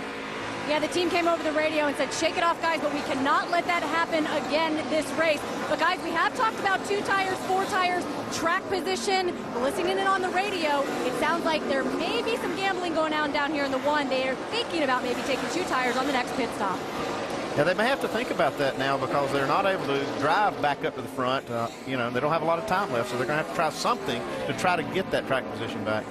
A lot of it's going to depend on when they get that caution or when they come to pit road, right? Yeah, if we continue and have green flag pit stops again, I'd say that would certainly be a gamble that you could take, because we've seen these tires really be able to hold up. 2 tires saves you a good bit of time on pit road. And just behind Clint Boyer, Jamie McMurray in 12th position. He is also on the lead lap. 68 laps to go. Joey Logano, Greg Biffle fighting it out for the lead. We're back to Charlotte after this message and a word from our ABC stations. Caution has just come out here at Charlotte Motor Speedway. Trevor Bayne was off the pace after, we think, making contact with the wall off turn number 2. He was trying to get the pit road, and that didn't work out. Yeah, there's obvious damage down the right-hand side of this 99. Looked like it happened maybe off of turn 2 or in the middle of 1 and 2. Trying to get it to pit road. I think he got to the apron just a little bit too quick and lost it and brought the caution out.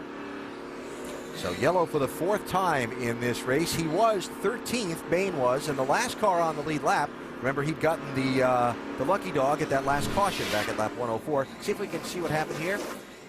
This is when he was trying to get to pit road, and you see he's just carrying just a little too much speed on the apron here. And with the damage.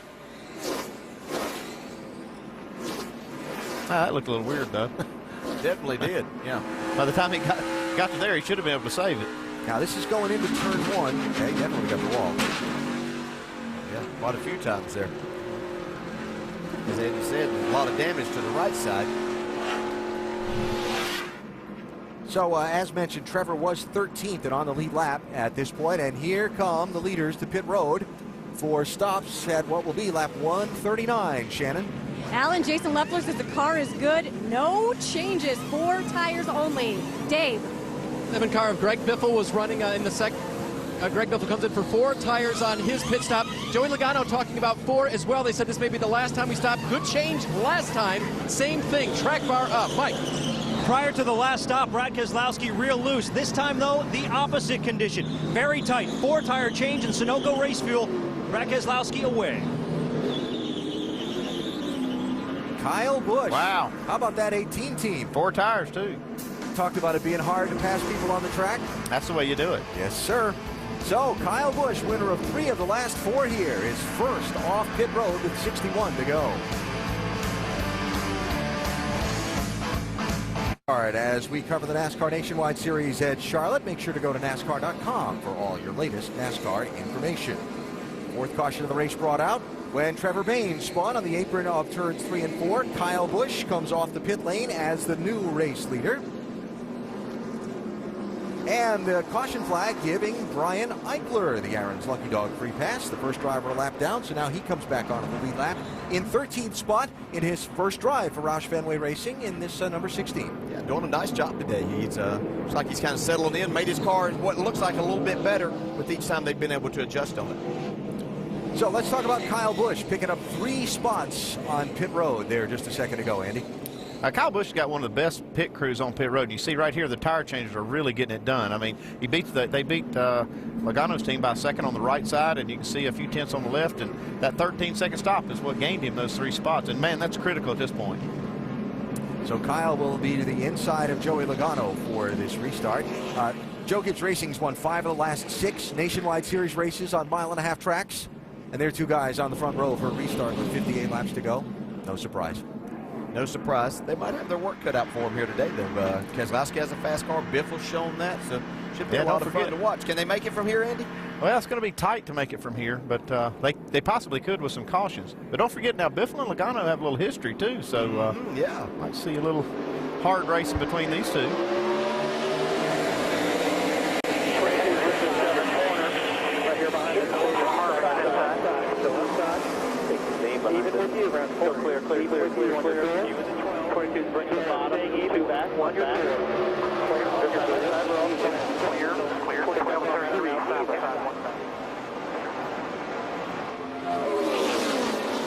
Kyle Busch gets clear. Joey Logano left the race with Brad Keselowski for second, and Greg Biffle trying to come and join the party. Biffle to the outside behind Logano. He's looking for room. And he's through to third. Quick mention while we watch some of this close racing up front. 10 different drivers took the wave around just before this restart. Among them, Casey Kane, who did not pit on this caution to try and get one of his laps back. Remember, Casey's so dominant earlier in the race. He's in 20th spot right now, and he's still a lap down. There's the 38 car.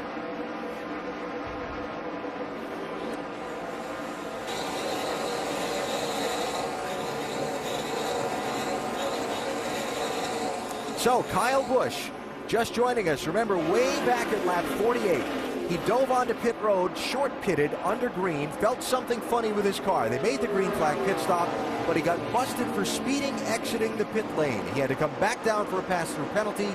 It left him in 21st spot and just in front of the race leader. Things worked out his way. He stayed on the lead lap, and now he's leading the race. Well, he had to work for it. He stayed in front of Casey Kane there, really working hard, found a little bit of something there with his line that picked him up quite a bit. Then the next run, he was just so-so, but right now he's got the lead because his pit crew did such a good job. We'll see if he can hold it. Here comes Keselowski down the inside of Biffle. Like it might take Brad's car a couple of laps to come in, but the air pressure's up a little bit.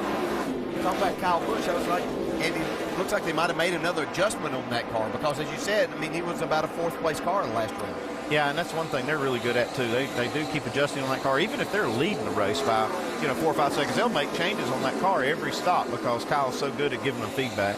And like we talked about at the beginning of the day, the team that wins this race today, they're going to work on their car all race long. Well, Kyle's team has definitely done that, so we'll see how it goes. But looks like we've got a good race shaping up. That 22 car looks like he's getting pretty strong here at the end, too. And we've seen Kyle do his job from the driver's seat, too, because he's moved around on the racetrack depending on the circumstances how his car was going to find out where it's running the best. You see them all kind of run the bottom right at this section of the run, and this is when the tires are still pretty fresh. We see Biffle now. He's been really good on the top, but it seems like they have to run a few laps before that advantage takes over. Yeah, right behind Biffle there, you can see Justin Allgaier's fought his way back up into the top 5 now. Yeah, they had a problem on pit road with a jack. He actually drove off the jack before the tires were changed and cost him a lot of positions there. Made a lot up so far, though. And that was all the way back at lap 54, and he's been digging out of that hole ever since. McMurray, 88. Newman in the 1. Boyer in the 21. This is for 10th, 11th, and 12th. And don't forget, Ryan Newman was running second when he had almost the same thing on pit road. They had some lug nuts that fell off the right front, and he's not been able to make that ground up. And another car that at one point in time was a lap down, the 88 of Jamie McMurray, got himself up into the top 10 now. Last ride in this car for McMurray for time being. Of course, the Nationwide Series goes off to the separate site stretch of races, starting next weekend in Nashville, then on to Kentucky Speedway, and up to Road America in Wisconsin, while the Sprint Cup Series goes to Pocono and Michigan and out to Sonoma. So a lot of young drivers get an opportunity, like, for example, next week in this 88 car. Going to see some new faces. Yeah, Colin Presley will be in that 88. A lot of young drivers get these opportunities to make for some really good racing, too. And here's for second place, Brad Keselowski and Joey Logano. It looked like at one point in this race we talked about that Brad might have lost the handle of his car, and it might have just been a set of tires that was on the car that wasn't totally agreeing with him, but they've obviously adjusted well from that. Now he's up here battling Logano for that second spot. See how difficult it is. You really have to get a good run to make that pass before you get to the next corner. Now, one thing they're dealing with, too, is what Alan brought up a while ago. Hey, that was close. That was close. That's what Alan brought up a while ago. That turn 4 had shade on it. Now the sun's starting to shine back on it. I think they're going to be struggling with that a little bit. And now a little bit of shade in turn 1 as the sun goes behind the condos over that part of the racetrack. It's a challenge here. You know, the sunshine on this racetrack is, as you talked about at the top of the show, Andy, the biggest challenge on the circuit. It is. It's like a switch, man. That sun hits that track, it changes everything so dramatically here. Way more than any track we go to. Yeah, and it's those conditions that we see this great battle go on. Logano trying to make a crossover move and come back to the inside of Keselowski. That's what, as a driver, you feel like you've accomplished a lot when you're able to run good, win races here because of the difficulty that you have with all of these challenges that are presented to you throughout the day. Really tests your patience, doesn't it? Oh, it does. It really, really does. I'm thinking of, Keselowski before got the run under Logano, then Logano came roaring back on the outside. He had to work his way back around him. By the way, the wave around didn't work out for Casey Kane, didn't get the quick caution, so he's had to pit under the green flag here, and you can pretty much write off that 38's chances for the day. And what a shame. What a great car. Yeah, well, he had to take a shot at it. I mean, it was a gamble to get a caution. He didn't get it, but also see, yeah, he'd been into the wall. You can see the right side scraped up. And by the way, while we're watching all this good racing for second, third, and fourth, Kyle Busch has gapped him 2.5 on this race for second place. Now, a moment ago, down on pit road, the 62 car for driver Brendan Gaughan. While he was on the racetrack, Brendan was trying to fight off the effects of what we suspect is carbon monoxide. Remember, his car was in an accident back at lap number 7, which damaged some of the fenders, which could have knocked what they call the crush panels loose inside the car that seal the fumes from getting in the car. So on this last pit stop a minute ago, Brendan taken from the car, and he has been replaced by Chase Miller, who is substituting behind the wheel. And for more on pit road, let's go to Shannon Spake. Well, Alan, right now they are still working on the 62 car. Chase Miller, they are trying to locate him to get him into the car. That is what the team has told me. But yes, it was carbon monoxide. I spoke with Brendan Gaughan when he did climb out of the car. He looked okay, but just said because of the damage on that car, he's been sucking those fumes for the entire race. They brought him into the infield care center. You saw that he was on oxygen. But right now, the team trying to repair the damage down here in the Cup Garage and looking for a replacement driver. Alan?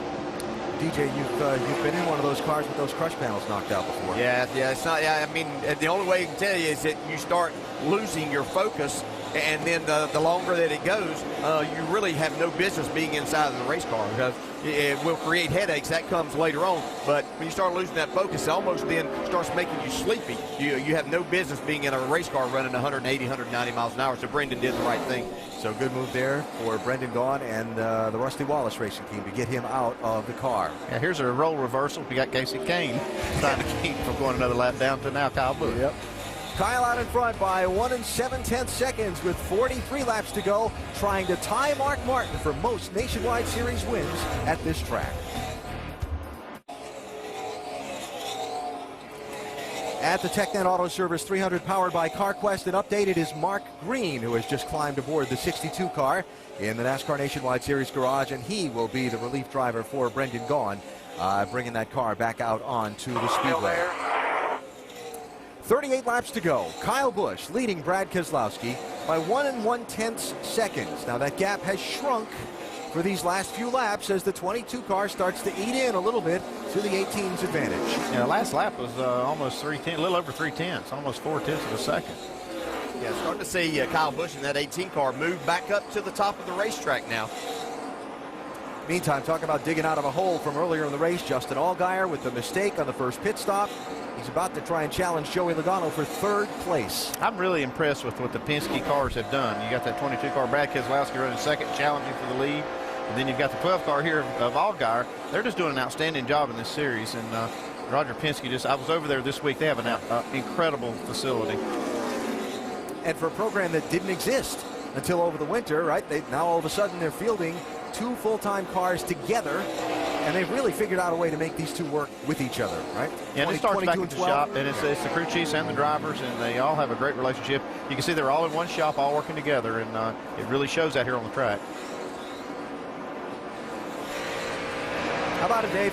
Guys, what helped this race car 2 pit stops ago was that edginess was taken away, a loose condition that was really hurting Justin's lap times. They put a spring rubber into the left rear, they made a wedge and an air pressure adjustment, and during that next section, Justin radioed in, the edginess is gone. That's allowed him to drive it harder.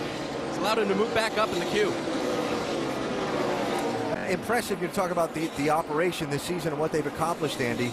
They've completed, both cars, 22 and 12, all but a single lap possible this season. Yeah, that's a great stat, and that's something that the team can really hang their hat on, because that means that they're doing their job. They're making sure all the mechanical parts are right, the engine guys are doing their job, and the drivers are keeping the car out of trouble, not getting wrecked. So that's a really good stat. And while we're looking at the Verizon Wireless car, Verizon Wireless customers can text Champion to 43776 for exclusive Champion Chats content from the NASCAR Now Roundtable group. I think this week's talks about Denny Hamlin and Kyle Busch and what happened to them at the All-Star race and how they're going to race with and against each other going forward. It's going to be fun. Yes, sir. So let's check back on that lead, because Brad Keselowski continues to chip in to Kyle Busch's advantage. Down to just 7/10 of a second. Yeah, Kyle's kind of catching traffic sometimes at the wrong place as a leader, and that when they do that, breaks your momentum a little bit, and that's really what these cars with these tapered spacers are all about, is keeping that momentum up. And you see that interval, and it's just steadily shrinking. Just a 3/4 of a second now. While we're watching Brad try to chase down Kyle, Mike's got more from the 22 pit. Well, that's right, Alan. You guys were talking a little bit about Brad and how that car was going through kind of a sour phase here during the race. At one point, not too long ago, the car was tight center, loose off. They made an air pressure adjustment on the last stop. They took a ½ pound out of the right front, 4 tires on that car, and all of a sudden, the car is much different, much better. At the beginning of the race, they told him to save a little. I can assure you he's not saving anything now, guys. Hey, Mike, with 30 laps to go in this race, the final decision may be what to do if the caution comes out. Come down pit road or not, and what to do when you do come down pit road. Jason Ratcliffe and I talked this morning about that. He said, you know what, Darlington, I wanted Kyle to pit. His 3rd place is still under contention between Logano and the 12 of Justin Allgaier. He said, I wanted Kyle to pit at Darlington. He wanted to stay out. Ultimately, it didn't make a difference, but here he said, I think it will. The biggest decision is, if my car is close to the 18, I may just take 2. If my car needs work, I'll definitely take 4. We'll see what they do as the laps wind down. Right now, Kyle hasn't said anything, the leader, about his car. And Dave, we talked about this strategy at the top of the day, and history tells us we're going to have another caution. The last green flag run in this race, in 11 of the last 12 here at Charlotte for the Nationwide Series, has been 12 laps or less. And that's what the crew chiefs are doing. They're down on the box and they're thinking, okay, we're doing great. You can see Kyle Busch's car leading the race, but they're thinking, what are we going to do if that caution comes out? And are we going to change tires? Are we going to not change tires? You never think it's going to wind up just running out at the end. There's going to be something that's going to throw you a curve. You got to be ready. You got what, 30 seconds to make the decision, right? That's right. That's why they make the big bucks. That's right. So will that decision need to be made shortly? We'll find out after this message and a word from our ABC stations. Get close to seeing that checkered flag wave here at Charlotte Motor Speedway over today's NASCAR Nationwide Series race. Maybe it's just me, but you can feel a little tension building over this thing. Brad Keselowski's hanging with Kyle Busch. He has lost a little bit of ground the last couple laps. Is there going to be another caution? What kind of strategies are going to be? Is the 22 going to be able to run down the 18? And how's it all going to play out? Yeah, it looks like Brad was trying a few different things here to try to see if he could make up that ground. He had closed right to the bumper. Now, you know, when that happens, your car changes some, and you know the aero. We talk about how that aero effect is when you're running right behind somebody, and I think that Brad's just trying to figure out if there's any other line available to him. Yeah, and I think maybe sometimes he was pretty much committed to the bottom. Sometimes you run that so hard, you might run the right front tire off of it a little bit, so you have to move around. We've seen him searching, see if that high line might work for him. His car's best at the bottom, but sometimes you have to go up there and just cool that tire off a little bit, and then you can make another run at him. But you can see Kyle has stretched it back out a little bit. I was just saying, by the way, another change. We've talked about this several times, but a little bit of cloud cover over that turn 4. It's not as bright and sunny beating down on the track as it was before. So maybe that's taken away from the run the 22 was having a minute ago. It definitely changes it. I mean, it doesn't just change every car exactly the same way. It depends on how your car is set up. And don't think, as we see Ryan Newman here battling with Kevin Harvick for that 7th spot, but don't forget that maybe Kyle Busch also was saving a little bit of fuel during that time. Yeah, because that's hanging out there too. Oh yeah, there was. They're going to have to go almost to the very end of their window if they make it here on this. If it goes green the rest of the way. So Newman there in 7th place. Kevin Harvick in 8th. Harvick, somebody that was on the charge early in the race, but just hasn't worked for him. Jason Leffler behind them in the 10. Solid run, but again, he was up in the top 5 a little while ago. Yeah, I think it's like you said, Alan. It's track temperature changes. It affects some cars, and Leffler was up there when the track was a little different. Now he's struggling just a little bit, but he's still in the top 10. Shannon? Well, guys, it's really been a tale of 2 seasons for Jason Leffler. The first 9 races, he really struggled. The past 3, he's really come alive, and Leffler gives a lot of credit to the fact that every weekend when they unload since Darlington, they've unloaded exactly like their teammates. He said before Darlington, they were really off on an island on their own, and now he can go to his teammates, he can talk to crew chiefs and the drivers, and get a feel for what he should be feeling in that car. He says it's really helped with the program, and it's given him a lot of confidence, and he is having a great run today, from 40th up into the top 10. Another solid result for Jason Leffler, and you know, again, he was up a little farther forward during the race, but considering where he'd been at the beginning of the season, they've really got it going pretty well. Really haven't talked much about Carl Edwards, who started on the pole for this race and kind of faded back a little bit. He's been hanging in the middle part of the top 10 for most of the day. Well, Goodyear came with a new left side tire for these cars, and it's tightened a lot of them up. And I talked to a lot of the teams.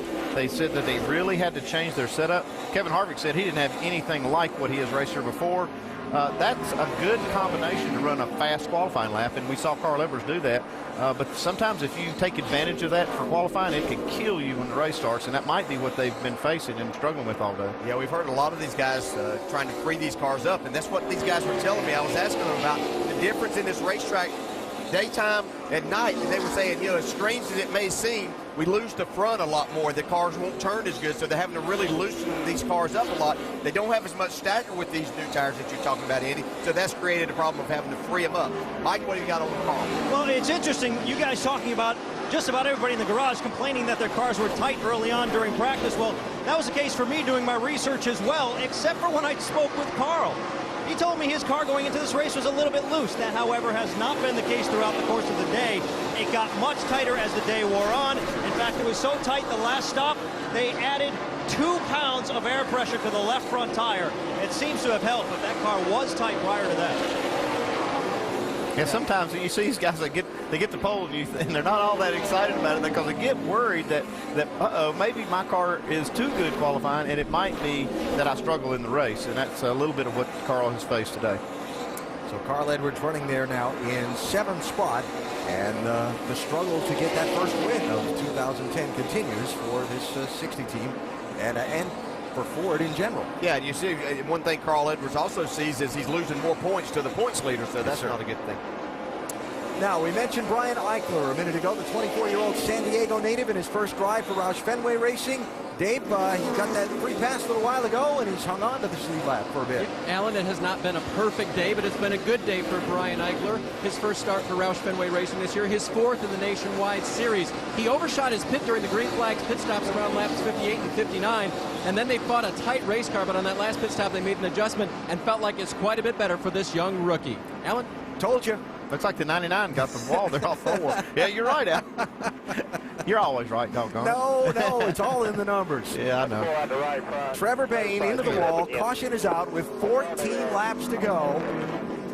Second yellow flag involving this 99 car in a row. Now what do you do? Whew, man, this is going to be a tough one. Tough one to call right here.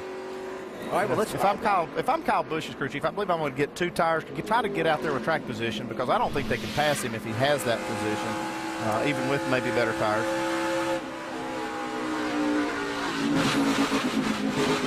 He's been running right up against the wall. I'd watched him for a number of laps. He was really making some pretty good time, but ran out of room right there. Scraped a lot of pieces coming off of it. So we got, just to kind of button a couple things up here, Andy, we got 13 cars on the lead lap. There'll be a 14th with, no, there won't be a free pass, I'm told, because Trevor Bayne was running in the free pass spot. So you're going to have 13 cars on the lead lap. You're going to have about 10 laps to go. Double file restart. I still want to be up front. I know tires might be worth a little bit, but I want to be up front. What do you think, Brian? If you're a driver, what are you asking me for? I'm gonna put it back on you and say I don't know. There you go. I think I agree with you. Track position is very important, especially at a race like this. It looks like that's what looks like Kyle staying thinks. out, so they have enough fuel to make it. Yeah, there's a couple of guys that think track position is really important. They're going to take no tires. Yeah. You're going to see some guys get 2 and probably some get 4. First and second stayed out. Everybody else on the lead lap, save but one, has come to pit road for at least some tires. Let's see what they do here. Dave? And the 27 of Greg Biffle will come down pit road and take tires. Again, if your car isn't perfect, which Greg Biffle's on that last run was not real tight, was what he said, they'll get 2 tires. Justin Allgaier's crew is going to go for 4, and mainly because they want to do something to do late in the race, bump up the left side air pressures to give him a better go at the beginning of the race. We'll be 10 laps or under when this thing goes back to green, guys. Well, you see a lot of 2-tire guys. Newman now makes up a little bit of that ground he lost on pit road. He gets 2 tires, gains a couple of spots. It's going to be interesting how this works out now. Yeah, I'm not sure about the 4-tire stop there. I like coming and getting some fuel, but I think 2 tires, and especially when Justin Allgaier, he came in, he was running 3rd, had a really good race car. I think I'd have had to take the chance with 2 right there. And then you got the 2 that stayed out on the track. Yeah, and do they have enough fuel? Kyle Busch and Brad Keselowski did not pit. Going to have about a 10-lap run to the checkered flag when we come back. Let's see how it all turns out. What a day it has been for Kyle Busch. Had to make a short pit earlier under the green flag. This was lap 48, and when leaving that pit stop, he felt something wrong with the car. He got busted for speeding on pit road. The pass-through penalty set him at the tail end of the lead lap. He fought then leader Casey Kane hard to keep from going a lap down. Then later, after a caution caught him up with the rest of the field, his pit crew picked him up 3 spots on the pit lane and put him into the race lead. He held on to that lead, fighting off Brad Keselowski. Then under this most recent caution, the 18 and 22 did not pit. Everyone else on the lead lap did. That has Kyle Busch leading this race as we come down for a restart with what will be 9 laps to go. That's going to be interesting. Oh, man. Here's Kyle Busch trying to win his 15th Nationwide Series race on a 1.5-mile track. Brad Keselowski has never won on a 1.5-mile track. And that 15th win would tie Mark Martin for the most on a 1.5 miles. So, and again, 18 and 22, no fresh tires. And no fuel. And no fuel this time.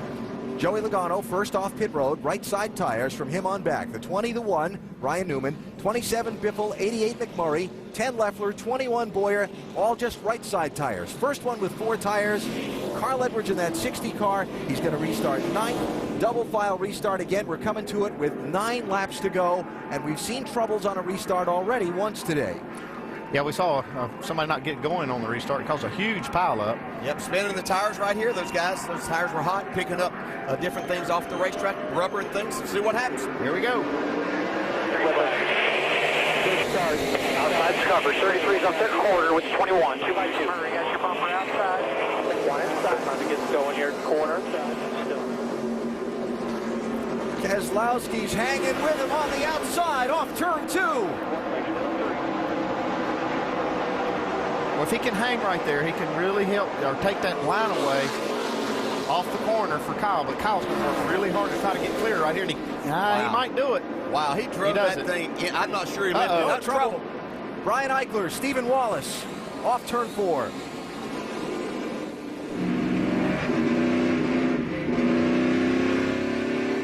And the caution flag is out.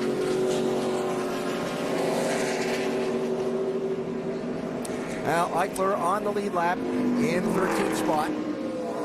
And Stephen Wallace was in 18th position, a lap down. And they have had contact and put out the yellow flag again. And this will bring this field back together one more time, and they'll have to line them up and do it again. Yeah, and I just wonder if Keselowski learned anything there that he might be able to use on this next restart. He learned he's going to have to drive it wide open and into turn 3. Kyle Busch really, he really did leg it off that turn 4. Gosh. Let's ride on board with Stephen Wallace, see if we can see what happened here. Oh, 16 got loose. Yep. Yeah, you can see a little bit of wiggle right there, and he got up into Steven. Steven was just on the outside.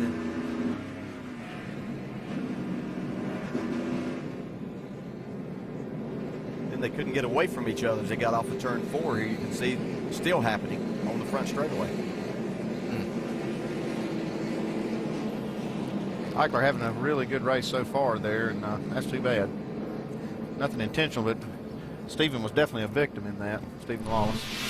Yeah, but a wrinkled up race car and continued tough run of luck here that Stephen's been on for a little bit. And for Brian Eichler, what had been a good clean day for the Roush Fenway team, going to come up with some wrinkled up fenders as well. Eichler, by the way, to drive this car next weekend in Nashville. The defending winner of this race is going to get back on the lead lap. Mike Bliss is going to get the Lucky Dog free pass here. So the 40 car running right now in 14th spot will come back around onto the lead lap when we get set to line it up again. So I'm wondering, as we motor around here with the possibility of a few green-white checkered finishes, Dave, if Kyle Busch's crew chief thinks they've got enough fuel for all that. Yeah, that's kind of what I was thinking too. I wonder. Nice little restart there for you on older tires. So can he do that a few more times with potential green-white checkers? And you got enough gas?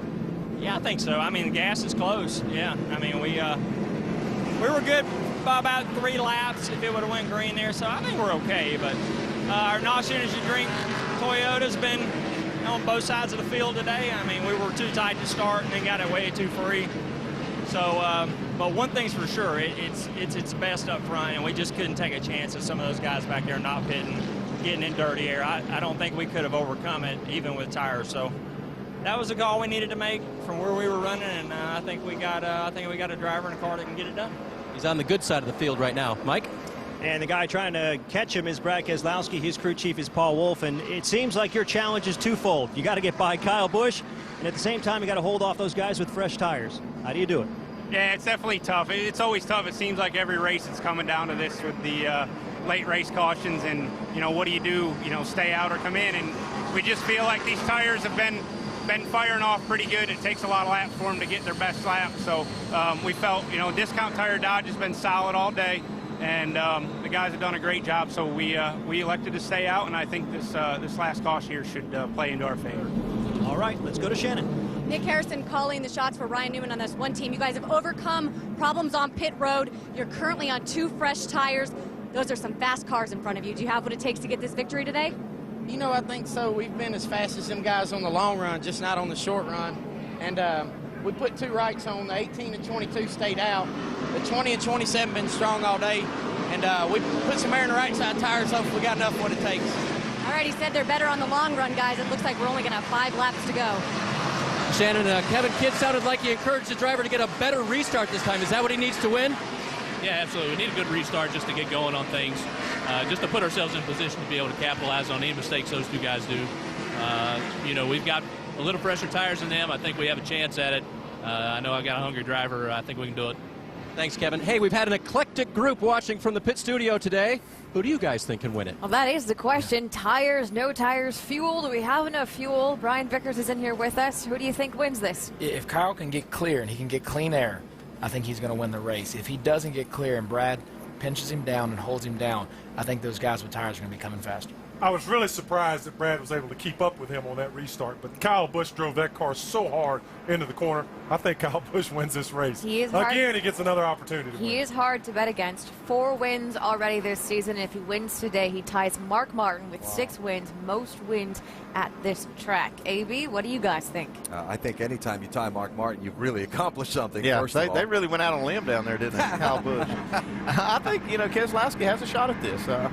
I think he's got a car that can win, and I think he's one of those guys that just, when the money's out there, he'll go for it. Just like Brian said, though, if Keselowski can stay there on his quarter panel, look for either Logano or Biffle to have an opening to make it 3 wide. Then it does get fun. 4 laps to go to settle this one in Charlotte.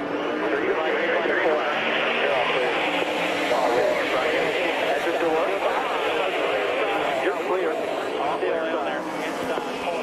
Side by side, you're clear. One back behind the 32. Kyle got him cleared. And Joey Logano after Keselowski for second. And that's something Kyle wants to see. That's exactly working right into his hand right now. Logano does have 2 fresh tires, but Keselowski's going to take that second wall spot behind him. Oh, we got another car. Looks like it might Jeremy be Legacy. Clements. It is a 43 car. Is it Legacy? Legacy? Yep, no caution yet. Still green. Now the caution is out. That was Scott Lagasse, my error. Similarly painted cars. He got together with Trevor Bayne at the back of that group of cars in that outside lane and wound up in the outside wall. And we're going to re-rack it and do it again. And this will take us into some extra laps. This is just what Kyle Busch's crew chief did not want to see. Jason Ratcliffe said they were kind of close on fuel and they don't want to go extra laps, but they've run a lot of these laps at caution speed, so this should extend their range. Yeah. If they felt good about it, they should be okay. Looking ahead from Trevor Bayne. Well, looks like they just did it simultaneous. Yeah. Synchronized crashing right there. It's been an interesting last 100 laps of the race for young Mr. Trevor Bayne here in Charlotte. Yeah, he's finding out what this racetrack is like in the sunlight. So. Yeah, he started out on the front row, but it's been an uphill struggle from there. He got the hat trick today. So, the caution flag out once again as Kyle Busch had cleared Brad Keselowski, and the reaction in the 18 teams pit when they saw the yellow flag was, oh no. I think we got to do it again. You guys keep this thing going straight. What's wrong? Yeah. I know the feeling. Jason Ratcliffe looking up and saying, okay, please don't sputter. Yeah. Please let this work out. Yeah. We could go up to three of these green-white checkers. That's where it would get interesting. I'm pretty sure if we'd have been looking inside the car that Kyle was probably throwing his hands up too at the same time. Yeah. So, while they clean up some of the debris up in turn 4, get some of the vacuum trucks and sweeper trucks out on the racetrack. Dave, what do you got?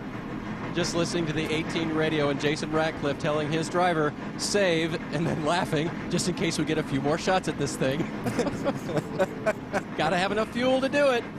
Yep, they don't run very well without fuel in them. So, Kyle Busch cleared Brad Keselowski on that last restart. Might we remind you, I love these kind of numbers, Brad Keselowski's won twice this season. Both of those wins were last lap passes. He might have a chance to do another one here. He didn't lead at the white flag, but he led at the checkers. So he's in position. We'll see what happens here. So we're setting up for the first attempt officially for a green-white checker finish. If you're new to NASCAR, the rules are that if the caution flag comes out and would be on the track when the race reaches its scheduled distance, the NASCAR will make an attempt at giving the fans a green flag finish. So they'll do a green-white checker finish. Wave the green flag, they race one lap, they get the white flag, they race one lap, they get the checkered flag. They'll do that up to 3 times. If at any point in that process the leader takes the white flag under green, then the race is over should the caution wave after that. There's been 4 green-white checkers in 2010. Brad Keselowski's won 2 of them. Yep. And Kyle Busch has won 2 of them. There you go. So here, we'll see what happens. So, this is a tiebreaker. So you think those guys down in the pit studio are sticking with their Kyle pick right now? I think they will. I think they feel pretty good about it. After that last restart, they ought to. Yeah. So the question becomes, at this point, how long does it take him to clean the track up? Do Kyle Busch and Brad Keselowski have enough fuel to well, you look at that graphic, you'd say no, but, you know, that's a calculated thing that we put up there. You know, one thing we've talked about is, you know, his crew chief, Kyle Busch, is telling him to save fuel. Well, the question is, how do you do that in the caution? A couple things. One, you can put the car in 4th gear. You heard on that audio, the in-car audio there, the engine kind of lugging a little bit. That's from Kyle driving around the racetrack in 4th gear, keeping that RPM as low as possible. Another thing you may have saw him do a couple times is pull up next to the pace car, shut the engine off, and then coast for a bit, and you'll see it fall back, and then he starts back up, starts it back up, he pulls back up. A little look at it here, Brian, with Kyle doing just what you're describing. Get a little run, shut her down. And under a long caution, you do that a couple times, you end up covering the whole racetrack, and you saved a whole lap of fuel right there, not to mention him also running in the very high gear. I remember Tony Stewart doing that at Pocono under green. He didn't actually shut it off, but he would go out there and push the clutch in and let it coast for a long, long way trying to save fuel. A lot of ways to do that. All right, so let's reset it. Fuel is close on the top 2. And here's the critical thing, too. The fuel, this is the worst time, the restarts, because they're going through the bank. And right now, you'll see that those cars are tilted quite a bit to the left. Well, all the fuel's running down away from the fuel pickup, which is in the right rear corner. And if it gets any air in that line, it could actually stumble, or they'll even think it's vapor lock. And we saw that happen to Kyle Busch with his truck at Dover. That can happen right here if they're not careful. That's what I worry about more than anything as a crew chief. The green flag is going to wave at the conclusion of the 201st lap. Green, white, checkered, number 1. Can Keselowski stay with Kyle Busch this time? At the door. At the door. The phone kind of even. About a half lane between us. You got a shove here. You're clear. 9. You're still clear.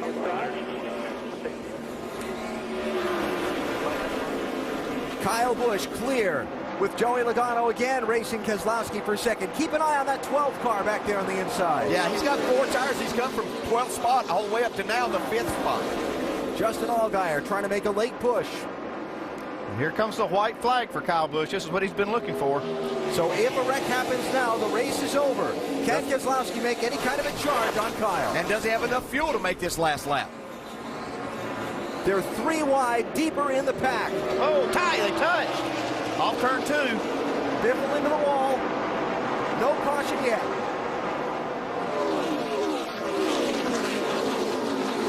Keselowski running deep on the outside. Make a run at him. Here he comes up to Kyle's bumper, but it's not going to be enough. Oh, yeah, Kyle Busch wins again at Charlotte. Justin Allgaier was able to get by Ryan Newman right at the line for 4th. Good job, guys. Wow. So, the fuel held up. He got clear of Keselowski. The caution didn't come out, make him do another green, white, checker restart. And for Kyle Busch, his 5th win of 2010, the most of all drivers. And quite a bit of excitement in behind the leaders on that last lap that maybe leading to some tempers here on the cool-down lap. Yeah, I don't know what happened up there with Biffle, but definitely somehow he got forced up into the wall. Not sure if it was Harvick. I couldn't tell who they got together with. Got a lot of damage you can see. Yeah, it may have been him and Harvick, and I think there was actually another car involved. It could have been a 3 wide thing that happened off turn 2 behind the leaders.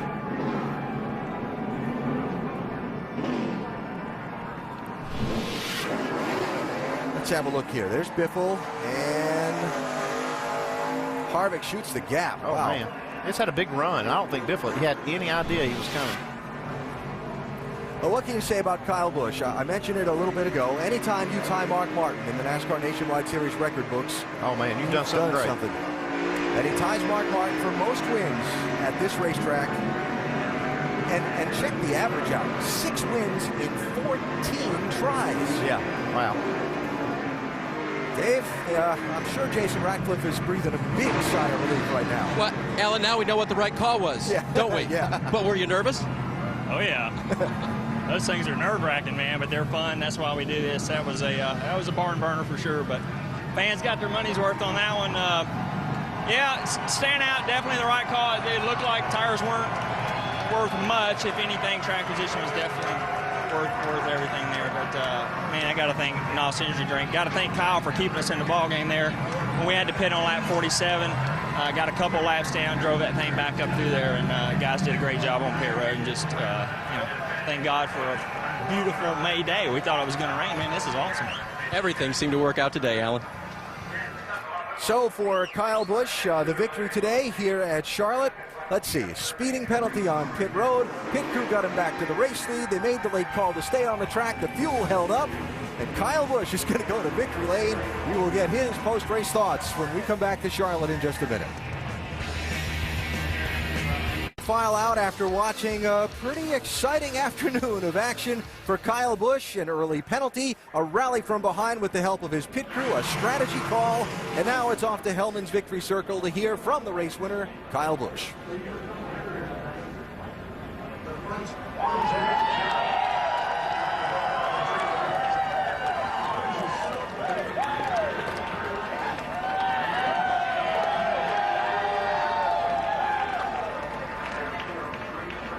Well, Kyle's out of the car now, but a lot happened in that car today. And I've seen you count on your fingers before. Can you imagine all the things you overcame today to get to victory lane? It's just, we don't like to make them too easy, I guess. It's, man, what a race car this was. This Joe Gibbs Racing Camry was awesome. Can't thank NOS enough. And Z-Line Designs, of course, Nationwide, Gillette, Marquis Jets, and Combos, for all the guys that support this Nationwide program for us. So it was really an awesome time. And we had a great race car. We just, in the beginning there, we were really, really loose. And, really, really tight. Then we made some changes, got really loose, and I was just trying to fight it and find out what I needed. And Jason made some good race calls there at the end and getting the car handling right and, of course, staying out, not coming down pit road. But, I also want to thank all the fans, too. It's cool. Kyle, 2 in a row for you, and now you got to get out of this thing. What's that feel like?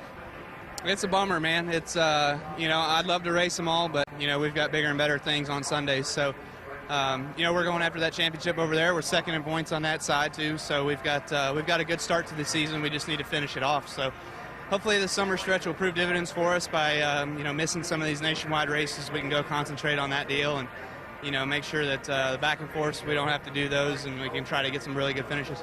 Brad Coleman steps into this car next week. Kyle Busch leaves a trail of burnouts for him to follow. So Kyle Busch with the win here today at Charlotte. Again, his 5th win of the season, the most of all drivers, and Kyle winning at this racetrack for, the 5th time in the last 6 tries. He loves this place. I don't think we even have to ask him about that. Let's check down with Greg Biffle, involved in that late skirmish with Mike Massaro. Catching up now with Greg Biffle, who has a beaten and battered race car. What happened there on those closing laps? I don't know. Those guys, we're all racing hard for position, and I'm not sure what happened. Somebody lost their car, I don't know. It just, that's racing. It just got away from whoever it was, I guess, or somebody ran into somebody. I don't know what happened, but somebody was driving a little bit over their head, or I don't know what happened. I got to go back and watch the tape. You had a strong race car much of the day. What's it like for the day to end the way it did, knowing you had a much better race car than what the results will show? Well, it's not only that, it's just my last race driving for these guys. This is, there for a while I thought we were going out with a win. I was going to say, how sweet is this going to be? 10 race deal with the Redman Ford Fusion and Baker Curb and go out with a win. But, we'd have been happy with the top 5 too. We had a good car. We had a lot of steam on the top there. And it was going to be neat. I was going to run the very top those last 2 laps, but never got a chance. Greg Biffle walks away just a little bit disappointed today, guys. And he walks away with a finish of 13th at the end of the day here in Charlotte, and his time in the 27 car on hold for now, pending future sponsorship. Well, the NASCAR Nationwide Series on to Music City next Saturday night, and on to some of the standalone races you see upcoming. If you'd like to join us at some of those races, you'll have a good time. Go to NASCAR.com/tickets. Check it out. Back with more post-race coverage from Charlotte in a minute.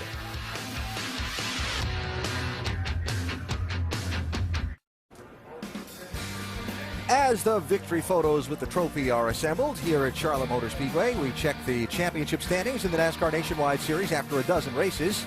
We find Brad Keselowski leading Kyle Busch by a single point. Remember, Kyle and Kevin are not going to run next week in Nashville, so it's really Brad leading Carl Edwards by 257. That's the important number. And did you know the point leader after 12 races has won the championship in 5 of the last 6 seasons? Good numbers for Mr. Keselowski, Shannon. Well, here is your points leader, Brad Keselowski. Brad, I know you would rather be celebrating in victory lane right now, but how much fun are those races where it really comes down to one lap? Yeah, you know, it's a lot of fun. It was a lot of fun racing Kyle today. He's a really good competitor, and I'm really going to miss him not running next week. So, you know, we bring out the best and the worst in each other. So we had a strong day with our Discount Tire Dodge Charger. I felt like we had one more lap. We could have had a shot at it. The 18 and 20 did a great job working together on the restart, getting a good push away, and it was just enough to give them a one-lap cushion to where I couldn't pass them. So, you know, kudos to them. They did a great job, and so did my team. So we're doing everything we need to do. Still got the points lead, and that really means a lot to this team. It means a lot to me to go into Nashville with the points lead before some of the Cup guys quit. You know, just kind of proves that, you know, we can do this, and that we're a legitimate team for the championship. Brad Keselowski going to go get hydrated. He's got another 600 miles tomorrow. We're going to move over here to Joey Logano, who, of course, worked very well with your teammate, Kyle Busch, in victory lane. You gave him that push. How good was your car today? Yeah, I felt like I might have hold the 22 up just enough for 18 to win, but I thought our 2 tires was going to do something there for us, and yeah, I think it helped a little bit, but it wasn't a big enough swing, and we were just too tight. And you know, we tried to steal one by doing that move, and basically we were a third-place car all day, and you know, times were better, times were worse, but you know, that's where we deserve to finish. You know, it's tough, man. I want to win with this thing so bad, and we're going to get there. You guys did good. Sport Clips was on the car this week, and Gordon Logan was here, so we want to thank him for being on the car, but man, I just want to get him a win, but we're getting close. We're getting close. Well, maybe Kyle will share that trophy with you because you definitely pushed him to the victory. Great day for Joe Gibbs Racing, Alan. I saw Joey shake his head there. No, he's not sharing that trophy with me. And yet Joey Logano with a strong run and a big push to get that 18 through on that last restart. We came on the air at the top of the day talking about how whoever won this race, the crew chief was going to have to work and work and work all day long. Andy, Jason Ratcliffe sure did. Yeah, he earned this win. They had the problem with the car in that first run where they had to come in and make a green flag stop and make a big adjustment. Then they got called with a penalty, so they had to overcome that. And then they had to make those calls that make you pull your hair out at the end of the race to stay out on the track and not come in with the other cars coming down pit road. That was pretty gutsy. Pull it out in 2 fistfuls at a time. And for some of the young drivers, first time they've ever run a daytime race at this racetrack. And we talked about what a tricky, demanding, challenging track it is. Kyle Busch showed a lot of patience today, and a lot of the other drivers really showed a lot of ability to look around and solve this riddle. Yeah, because it is just a totally different racetrack. There were a lot of these guys that had never seen this racetrack during the day, maybe some practice time that they really weren't thinking about that happening for them. So Kyle Busch did a tremendous job working on his car, overcoming the adversity. You know, he created some of it, but he was able to come back from that, and we know that he has the talent and all of that to do it. His crew chief made the right call, so some other guys got some valuable experience out there, too, in learning what a racetrack does over 300 miles in these types of situations. What was the former promoter here, Humpy Wheeler, tagged this place the Beast of the Southeast? Yeah, it was a beast to some of these beast. guys today, and Kyle Busch wound up mastering that one, and he is in victory lane. Of course, it's the beginning of our weekend doubleheader of auto racing on ABC. Tomorrow, it is the 94th running of the Indianapolis 500. Our coverage presented by GoDaddy.com. We start at noon Eastern Time. Canelio Castroneves win a 4th Indianapolis 500. That should be a great race. The weather forecast is good. We look forward to the Indy 500 tomorrow here on ABC. Let's go back down to pit road to another guy who had a remarkable rally today. Shannon? Well, Alan, despite some troubles on pit road, Justin Allgaier top 5 finish. But the thing you got to remember is the next couple weeks, these Cup guys are going to be doing double duty, and you are not. How much momentum does this top 5 give you going into these standalone events? Well, it gives us a lot of momentum. You know, the Verizon Dodge guys do a great job week in and week out. Like you said, we battled adversity tonight, but we came back. We got a great finish. I feel like it had the caution not kept coming on at the end there. We could have really come to the field. Putting on 4, I think, was the right call. But just got to thank all the guys here. I mean, they do a great job. And thank Verizon and Nationwide. I mean, this is so much fun, and this is why we come out and do what we do. But also got to say for everybody out there to remember Memorial Day. This is a big weekend for our troops, and just remember everybody that if you know somebody, remember them, because this is a big weekend for everybody here. Very well put. Great day for Penske Racing. Mike? And another driver who battled through some adversity today was the Rocket Man, Ryan Newman. Had a pit stop error midway through this race, dropped you back to about 12th in the field, yet you rallied back for a top 5 today. How were you able to do it? Well, we had a really fast race car, but primarily on the long runs, so it took us those long runs to get spooled back up again, and we struggled with the short run. And 2 top 5s, 2 races at Phoenix Racing, and pit road pets on the hood, so it was pretty cool to have my dogs on the hood of the race car. And we had a shot on it, just didn't get going quick enough on those restarts, the green, white checkers and stuff there that we had to be able to have a good run on the outside to pass anybody. Another strong run for Ryan Newman, Dave. Well, Brian Eichler didn't get the finish he wanted, but he might have gotten the start he wanted, his first one for Roush Fenway Racing. What was the day like, and what was the conversation with Jack like afterwards? Oh, we had a good day. You know, we're real happy to have Conway Fred on board with us this weekend. Our 16 Ford Fusion was pretty good all day. There wasn't a scratch on her all day, and got a little bit roughed up there at the end. But finished in the top 15. We're all happy. Jack Campen told me keep my head high, and there'll be good races to come. All right, and his next one to come is next week at Nashville, and then who knows? Nicole? All right, Dave. Well, you know, the one thing that stands out to me is Kyle Busch, with this 5th win this season, is now 3rd all-time on the Nationwide Series wins list. He's 1 race win behind the guy who's in 2nd. That would be Kevin Harvick. Neither one of those guys running for the championship this year, and that really is what it is all about. Yeah, no doubt about it. I'd like to say I did pick Kyle Busch to win this race. I think you both did, actually. Yeah, so I'll take that. And what an absolutely great run by Justin Allgaier. Started 12th, come back to 4th. But to speak to your point, he will run more races, and Kyle Busch will break all of the records, I do believe, in the Nationwide Series. He's just so good when he's in this race car, and we look forward to having him back. He's going to be off for a little while, but when he's around, it's a lot of fun to watch. You're in the car next to him, driving with him. What is it about Kyle Busch? Yeah, you know, he does a good job, and as he's gotten older, as he's matured more, he's able to finish these races off and not make the mistakes. You know, that mistake in the middle of the race probably would have spun him out at one point in his career, and now he can come back from that and overcome that. He's also with an incredible team. You got to give a little credit to Joe Gibbs and that whole organization. I mean, those cars are fast no matter who gets them, who gets in that car. I think you're going to see that over the next couple of weeks. They're still going to be running up front. And as we look down the next couple of weeks, guys like Kyle Busch, Kevin Harvick stepping out of the car in favor of some nationwide-only drivers, and we go to some standalone events. What can we expect next week in Nashville? Well, I think it's great. We got Brad Coleman's going to step in and drive for Kyle Busch, and then we've got young Coleman Presley, who's going to be running with Junior Motorsports. I think it's good to see these new young, talented guys, give them an opportunity to mix it up and get their feet wet and start their careers. Well, another guy who today had a very strong run, started 40th but finished 7th. Dave Burns is with that nationwide regular, Jason Leffler. Yep, it's another good day for him, Nicole, and you just got to look at the combination that you guys have started. What else, Jason, that we missed today that you knew in the race car you'd had a great car?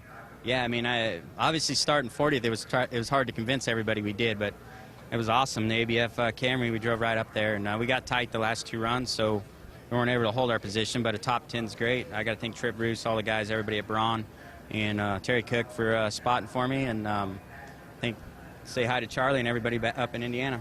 Another top 10 for Jason Leffler. Nicole? Well, you know, we talked a little bit about Joe Gibbs Racing. Obviously, they finished 1st and 3rd. The cars finishing 2nd and 4th. Penske cars, both in the top 5 for the 3rd time this season, and they have completed all but just 1 lap in 2010. Showed a lot of strength, Brad Keselowski, in particular on those last few restarts, keeping up with those Gibbs cars. We know those Gibbs cars are fast, but he showed some good horsepower. So, yeah, they're doing a great job. Brad Keselowski's put himself in great position to win this championship by racing very smart, and it's fun to watch. It really is. He's, you know, I saw he showed a lot of restraint through this race. Restraint that he didn't have a year ago. When he got to those lap cars, he raced smart. When he got to the end of the race, he raced smart. He raced like he was racing for a championship. Yeah. Obviously, those guys falling out of the championship is going to give him, you know, more opportunity to win that. But he's proven that that he can lead this championship even when they're still racing. And of course, you've been in here with us all day as a former champion, as a driver who has to take a little bit of time off away from the car. What's it been like to sit back and watch? It's been tough. I want to thank everyone at ESPN and all you guys for having me on board. I've had a lot of fun. I've learned a lot sitting in here. I've learned a lot of what you guys do. Wow, it's hectic back here behind this ear. But it's incredible, the production you guys put on. It's been a lot of fun. Thanks for having me.